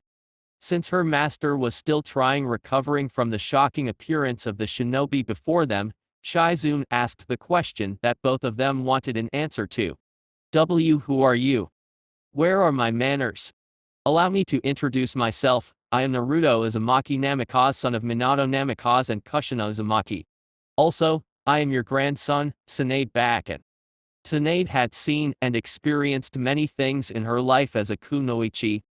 She and her teammates had fought Hanzo the Salamander to a standstill. She had suffered from the trauma of losing her only brother and lover shortly after. She had served her village through 2 great wars and witnessed the deaths of countless men and women, both ninja and civilian alike.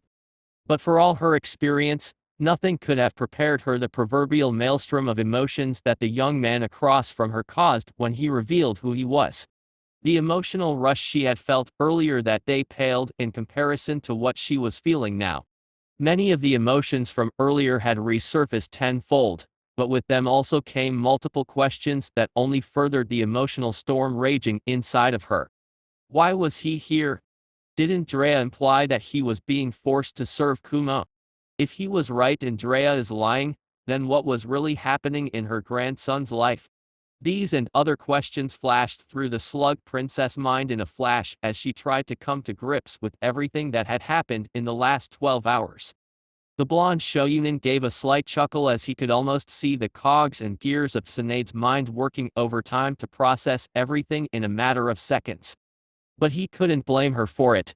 Were their positions reversed, he would probably be reeling from information overload as well. The small noise seemed to bring Tsunade's attention back to the present. In a shaky voice she managed to stutter out in a voice barely above a whisper, "Is it really you?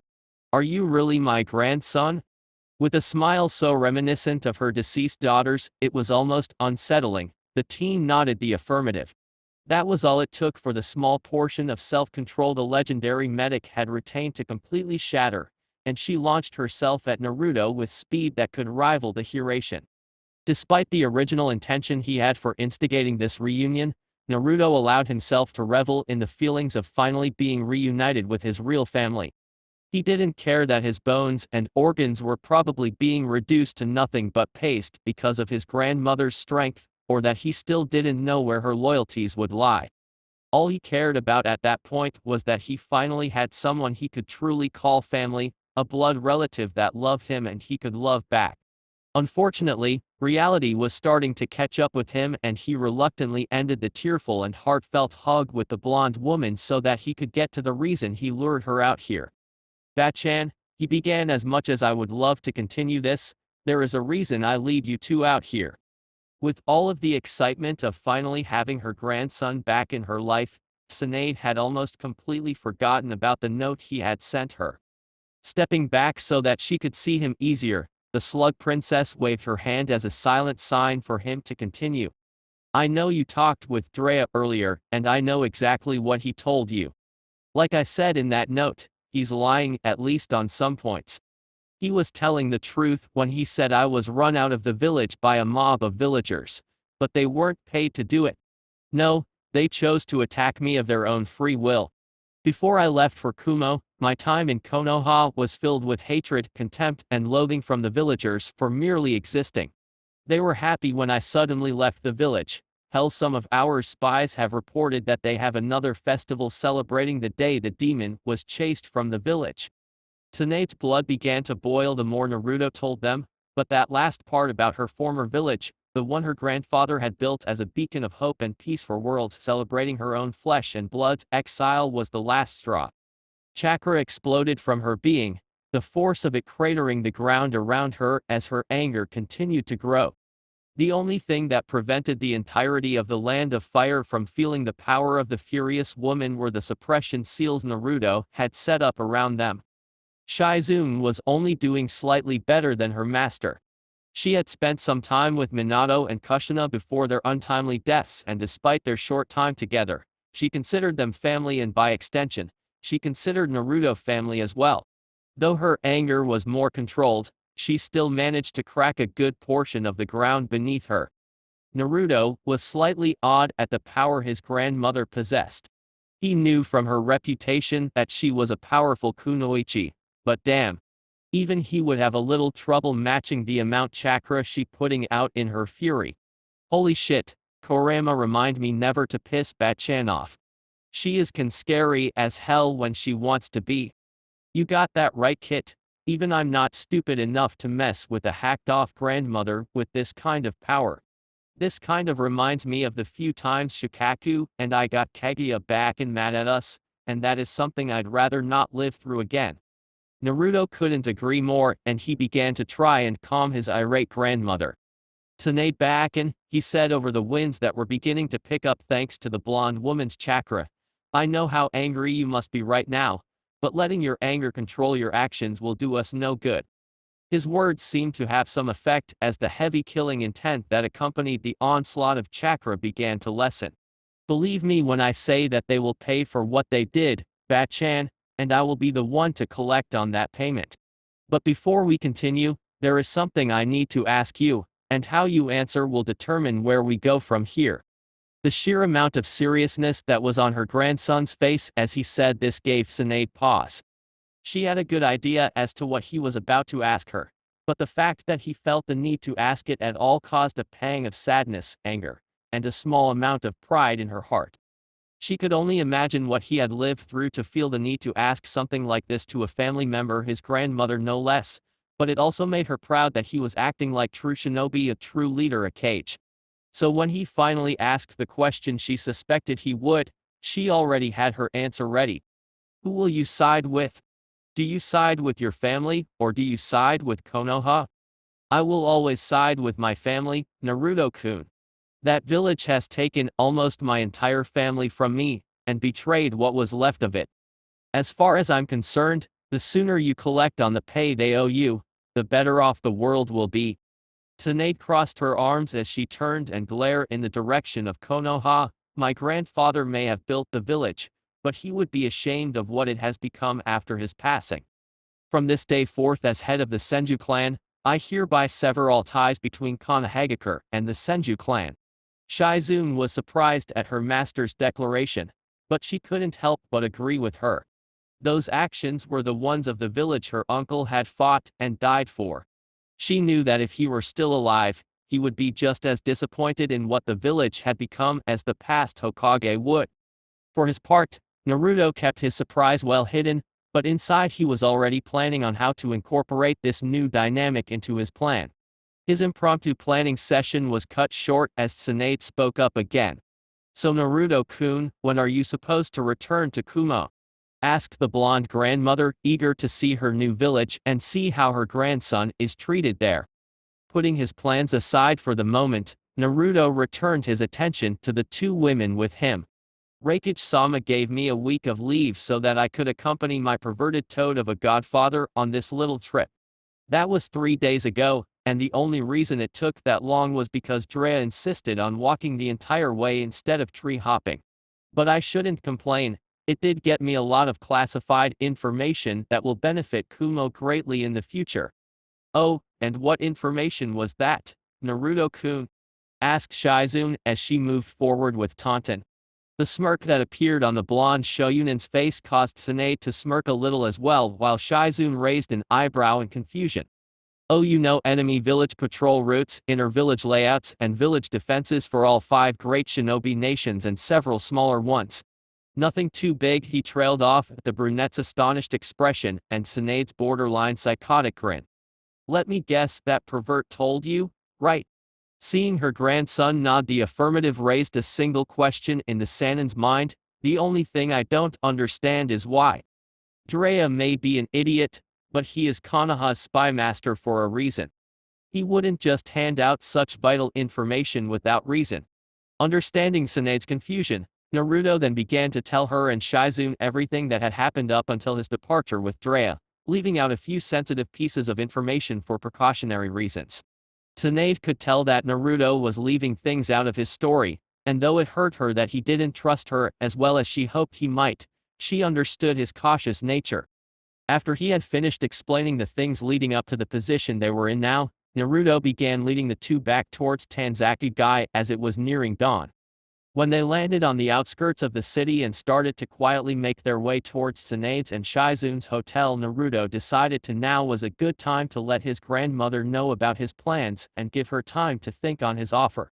"Bachan," Tsunade looked at him with a small smile as they continued to walk, "I know you want to come to Kumo with me, but I also know you want to exact some form of revenge on Konoha before I finish them off."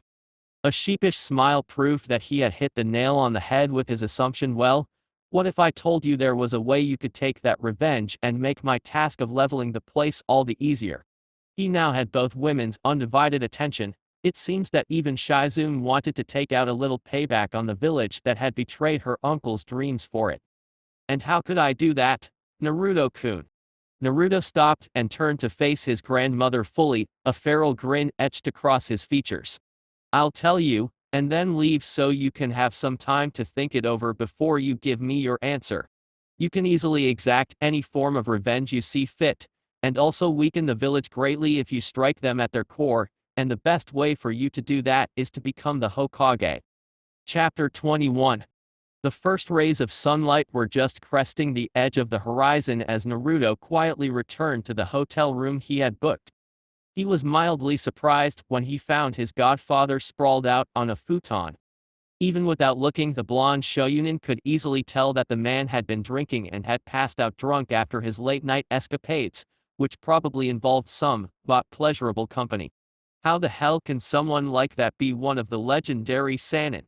So far all he's proved he's good for is acquiring information and burning his money on cheap horse, thought Naruto in disgust as he quietly went about making it look like he had been in the room all night. "Your guess is as good as mine, Kit," said Kurama as he stretched himself out inside the seal. "But you might as well take advantage of the situation and see if the toad has anything with him that might be useful to you." Mentally nodding in agreement with his tenant, Naruto began looking through everything the toad sage had with him. Despite his drunk state, the man was at least able to somewhat prepare for bed before the alcohol in his system caused him to pass out. This just made it all the easier for Naruto to sort through all of his belongings.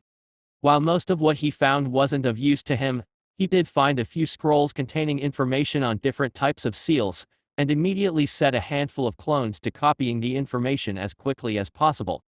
He also found out that Jiraiya was quite well off by a small stack of financial reports the man had on him, so with a small flick of the wrist, the blonde relieved the man of the impressive amount of money he still had on him, certain he could easily pass off the loss as the man going a little overboard at the bars and whorehouses. Knowing that there was nothing else he could do at the moment without drawing the suspicious gaze of his spy master godfather, Naruto simply decided to meditate for a little bit. Removing his blood-red cloak and folding it so as to conceal the multiple storage seals on the inside, the blonde Shoyunin set it on the left side of his futon away from Jiraiya. He pulled his ninja toe off his back and set it next to his cloak, absent-mindedly stroking the sheath. You know something, Kurama? I haven't really had the chance to use this sword as much as I would have liked lately. I kind of feel like I'm neglecting my skills with Kenjutsu and my heritage in a way, you know. I can understand how you would feel like you're neglecting your skills in the art, but as I have never had to rely on a sword, I don't really understand the link between a swordsman and his blade, spoke the Kyubi honestly. During his youth, he had felt he had somewhat neglected some of the abilities he received when the sage and his youngest son gave him his power. All the advice I can offer is to find the drive that first got you started on the art, and try and rekindle it. Other than that, seek out Hayate's advice. He did study Kenjutsu under your mother. Maybe he will have something to say that can help you re-spark your drive. Naruto smiled slightly at his partner's wise words. Thanks, Kurama, he thought before relaxing into the lotus position and beginning to meditate. This was the scene that greeted the Toad Sage as he groggily woke up an hour later. Blinking to try and clear his blurry vision, Jiraiya slowly sat up and noticed his blonde godson sitting on the futon next to him meditating. Glancing out the window to check the position of the sun, Jiraiya's eyes nearly popped out of his head when he saw that it was barely past 6 in the morning. What the hell, Gaki? He blurted out, knocking Naruto out of his meditation, much to the blonde's ire. How long have you been up? It's barely past 6 for Kami's sake. Naruto scowled at the Sanin's apparent laziness. Seriously, how can someone like this be one of the legendary 3 ninja that fought Hanzo to a standstill? I am well aware of the time, Khufu, and for your information, I always wake up at 5 every morning to meditate and do some morning training. Though his facial expression suggested otherwise, Naruto managed to adjust his tone to be less hostile and something more akin to a teenager smart-mouthing an adult.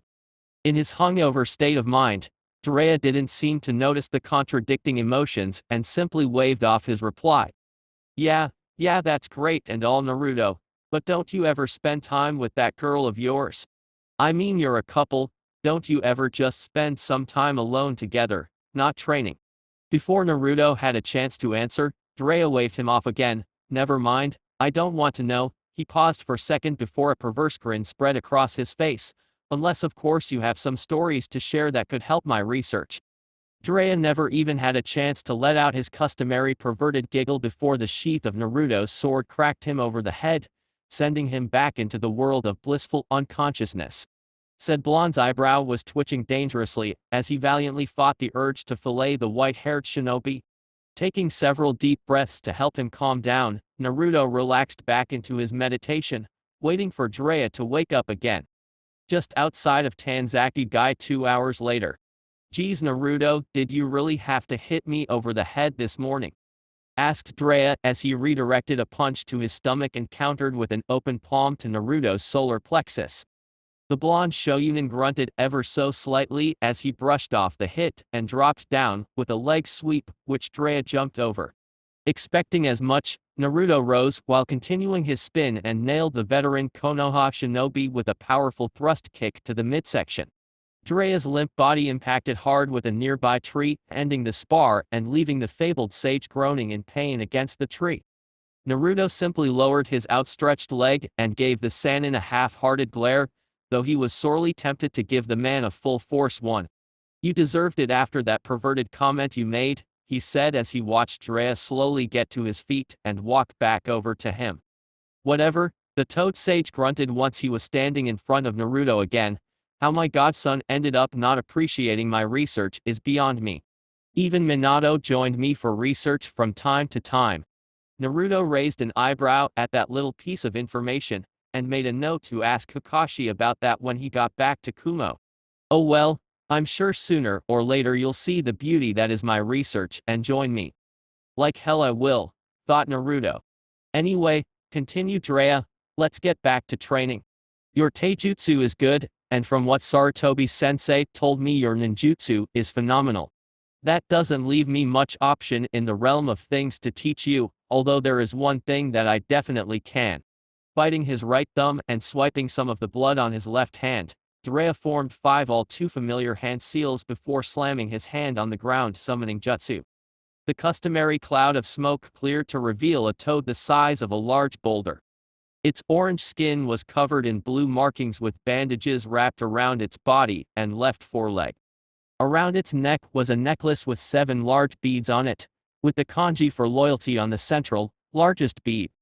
It was currently holding a large green scroll with red edges with its tongue, though it passed the scroll to Jiraiya when he noticed who was on his back.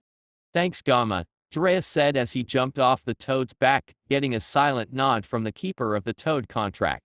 Now Naruto, this here is the toad summoning contract. As he said this he dramatically held out the scroll for Naruto to take, almost like it was Kami's gift to mankind. Naruto gave the man a deadpanned expression. I know what a summoning contract is Jiraiya, I hold the fox contract, remember? Judging by the expression that formed on the Sanin's face, it was obvious that he had indeed forgotten about that little detail. You're kidding me, right? I told you that only a few days ago, said the irritated blonde Shoyunin. Jiraiya's expression hardened slightly at his godson's words. I had honestly been hoping that you were lying about that, but I guess that was wishful thinking on my part. Ignoring the glare that Naruto was giving him, he continued, it doesn't matter though, as the toads are the most powerful summons known to shinobi kind. The diversity of their skills and the knowledge they possess is unmatched by any other race. Not to mention, they are by far the most adept summons when it comes to combat. I don't know what those pathetic foxes are capable of, but I know it can't possibly match what the toads can offer you. Now Naruto was a patient person, able to remain calm and collected under most any circumstances and retain the ability to think with a level head. Though he tended to be a little quicker to anger than his host, Kurama also had an impressive amount of patience, something that came with living for over 2 millennia. Ever since they met the man, Jiraiya had been testing their profound amounts of patience with his useless babbling and constant perverted comments. However, Jiraiya's blatant mocking, criticizing and outright insulting of the foxes pushed the pair to the utmost edge of their patience, and it was taking everything they had not to go berserk and turn the white-haired Sannin into paste. You're right, Khufu, said Naruto, though the words nearly chalked him. If what you're telling me is true, then the toads are definitely a better summons to have for combat purposes. A wide grin spread across Jiraiya's face at that. I knew you would understand, Naruto. Now go ahead and sign the contracts so you can test out the technique. Nodding his consent, though reluctantly, Naruto took the offered scroll and unrolled it to the first blank space. Despite his anger smoldering just beneath the surface of his conscience, the blonde felt a small, imperceptible smile spread across his face when he caught sight of his father's name on the scroll. He had almost forgotten that his father was a summoner of the toads. Though he couldn't forgive Konoha for what it had done to him, maybe he could give the toads the benefit of the doubt and a chance to prove themselves. It was the least he could do as a way to honor his father's memory. Nicking his right thumb on one of his sharper than usual fangs, he made quick work of signing the contract and returning the scroll to Gamma. The toad inclined his head to Naruto as a sign of respect for his clan's newest summoner before disappearing in a cloud of smoke. Alright Naruto, you know what to do, said Jiraiya before he jumped away from his godson in case he managed to summon one of the larger toads. Using the blood still on his finger from signing the contract, Naruto formed the 5 hand seals necessary for the technique.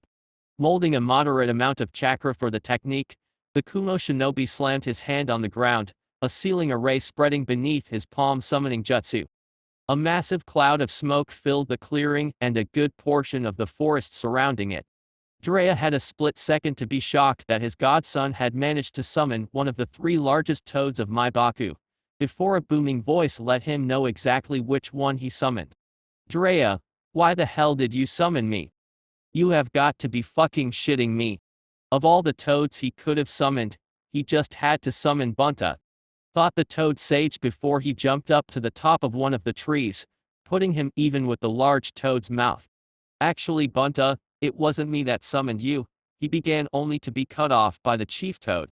Don't lie to me, Jiraiya. There is no one else who has a contract with us besides you. Now tell me what the hell it is you want from me, so I can go home and finish my drink. Getting tired of being ignored, Naruto leapt from his position on Gamabunta's head and landed in front of the toad's eyes. He's not lying, you overgrown tadpole, said Naruto, much to Jiraiya's shock and horror and Gamabunta's ire. I'm the one who summoned you. I just signed the contract a few moments ago, and I was just testing the technique.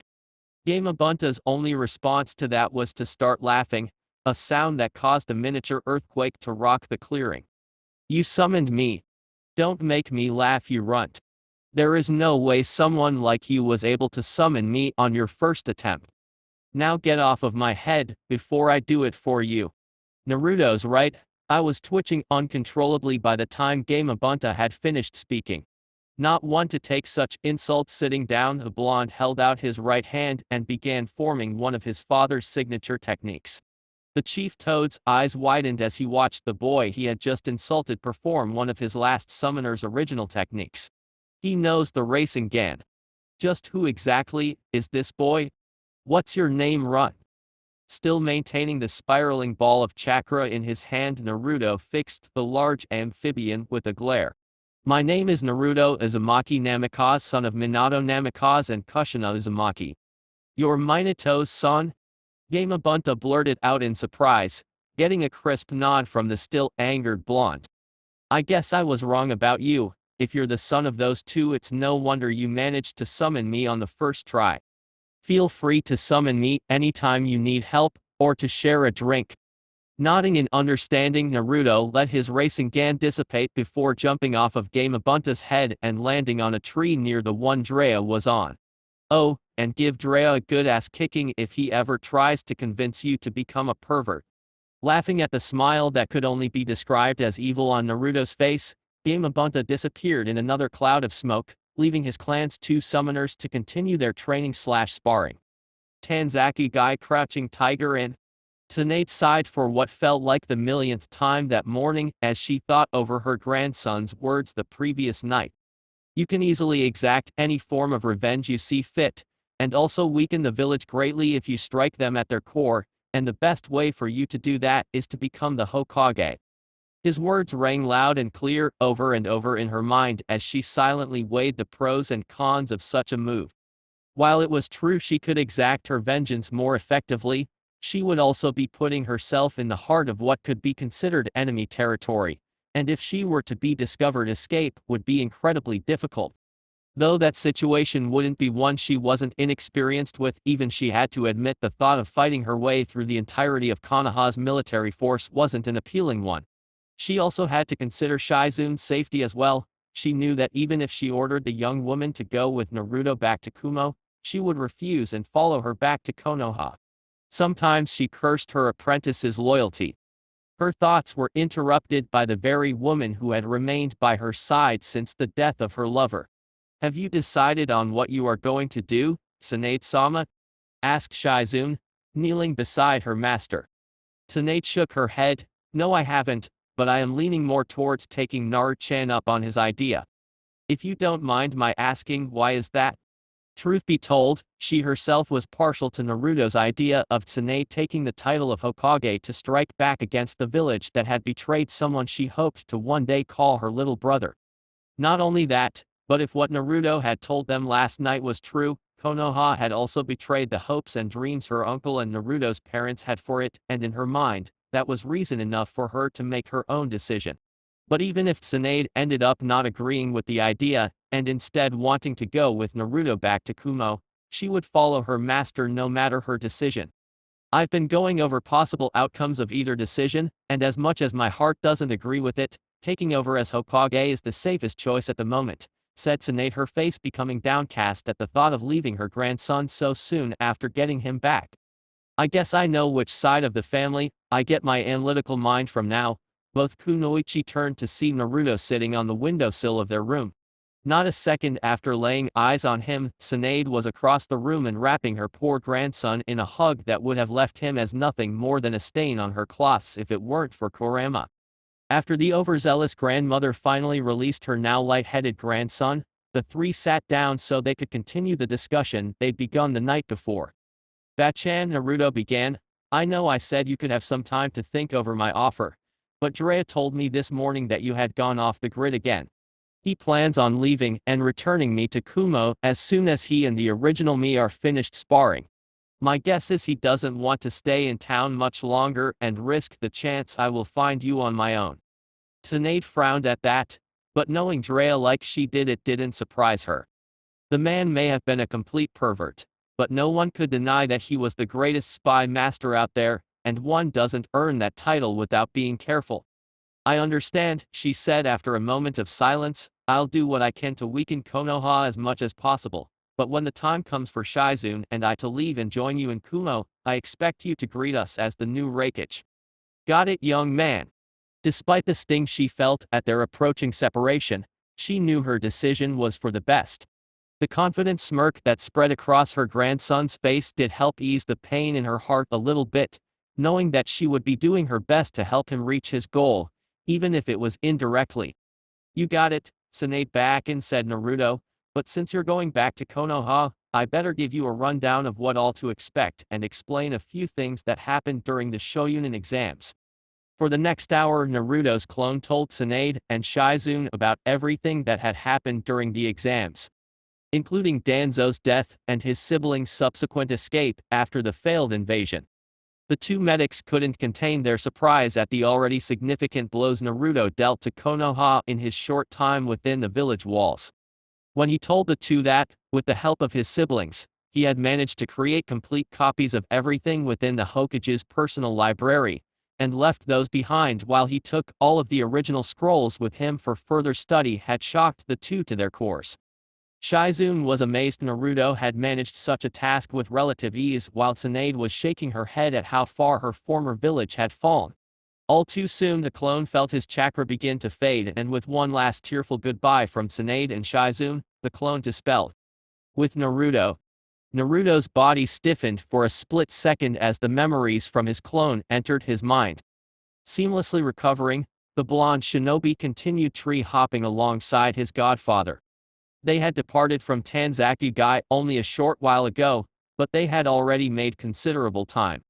Though he knew the real reason for their hasty and fast-paced departure, he had continued with his role as a double agent flawlessly and questioned Jiraiya on why they were moving at speeds more suited for shinobi instead of walking as they had originally. His godfather's response was some half-assed excuse he had probably made up on the spot, but he let the subject drop as he would soon be back within the walls of his home. A small twister of wind forming forced the two shinobi to halt their progress. Moments later, the emerald green form of Haruka's appeared across from them, a scroll held gently in her small jaws. Jiraiya was immediately on guard, understanding that the fox kit was likely one of Naruto's summons.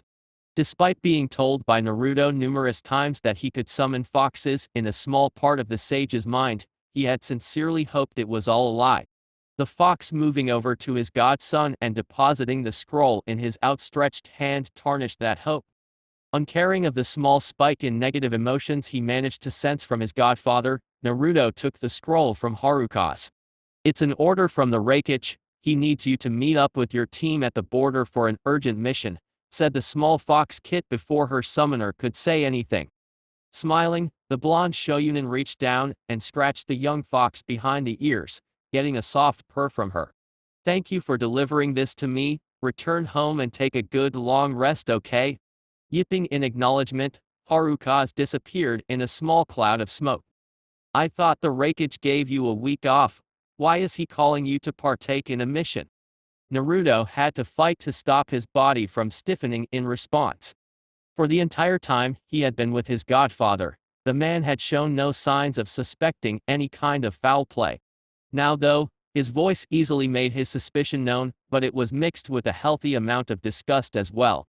Naruto could only guess that the disgust was at the Hokage's disregard for honoring his full amount of leave, but the suspicion, he couldn't discern the cause of. All he could hope for was that it wasn't suspicion of his loyalties. We are shinobi Kyufu soldiers for our village. Even if we are on leave, we must be ready in the event we are called to duty. This is just one of those times, said Naruto, playing it off with the most convincing argument he could think of. It seemed his reasoning had the desired effect as Jiraiya let the subject drop, though his facial features still betrayed his displeasure. Taking to the trees again, Naruto lagged far enough behind the white-haired sage to look over the scroll's contents privately, but near enough so that Jiraiya didn't question it. Like his faithful summons had said, it was an official order from his cage. Along with the order were the details of the mission he would be partaking in. Now that all of the members of Team 20 were Shoyunin, wasn't wasting time in assigning them a B-ranked mission. At the council meeting before his departure, there had been some talk of expanding the Land of Lightning's borders, but he didn't think it had gotten any farther than simple speculation. The scroll he now held proved he was wrong. He and his team had been temporarily assigned as part of a new task force the Hokage had created, the Scout Regiment. The regiment's express purpose was to scout out potential lands to extend the Land of Lightning's influence, as well as grant them potential strongholds in any future wars. The scroll was rather bland in details, and it seemed wasn't taking any chances with the specific and sensitive information regarding the mission.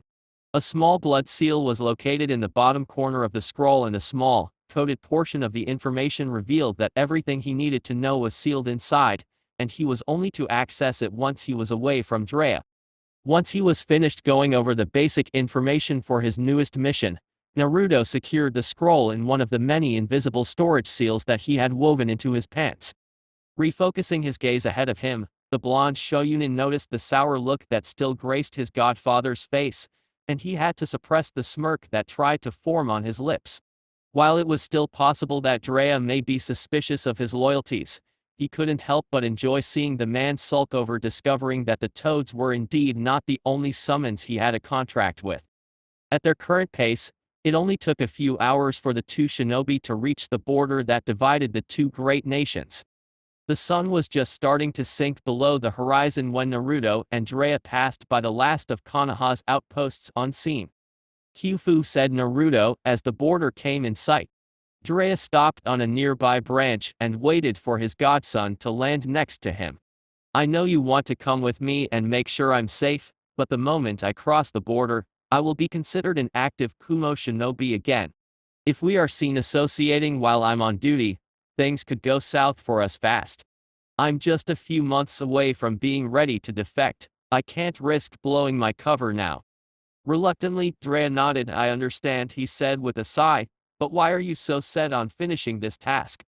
From what Sensei told me, you've already accumulated most of Kumogakure's knowledge. Why not leave now and bring that with you? All of that knowledge will be more than enough to bolster Konoha. You don't need to put yourself in unnecessary danger. I know that, said Naruto, but things are more complicated than that. I can't go into detail about it, but there is something else I have to do before I leave, and I need time to do it.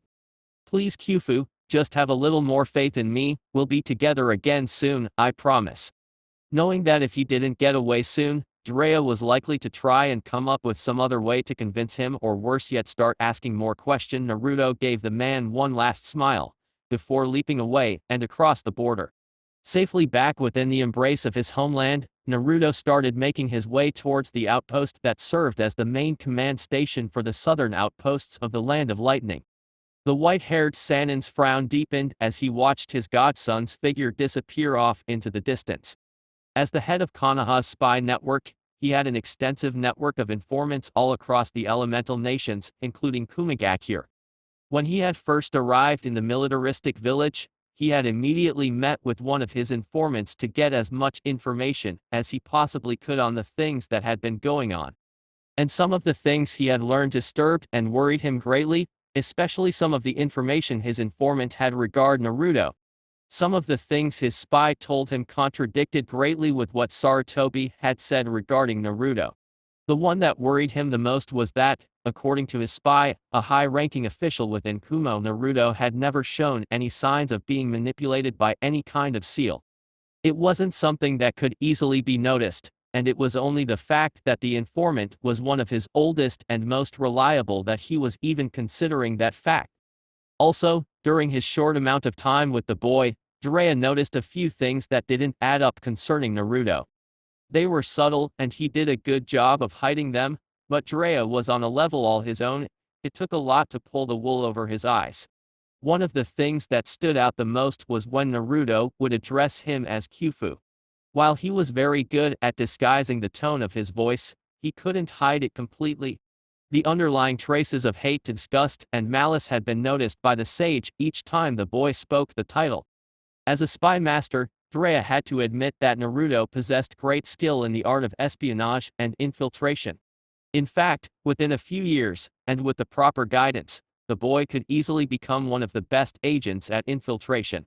Unfortunately, it would seem that those skills were currently being used against Konoha of the blondes on free will. Naruto, I don't know what exactly you're playing at, but I hope for your sake that I'm wrong about it. That's it for this part. If you enjoyed it, then like, share and subscribe for the next video, as it's going to be more interesting, and also check out my other playlists. Hope you would like them too.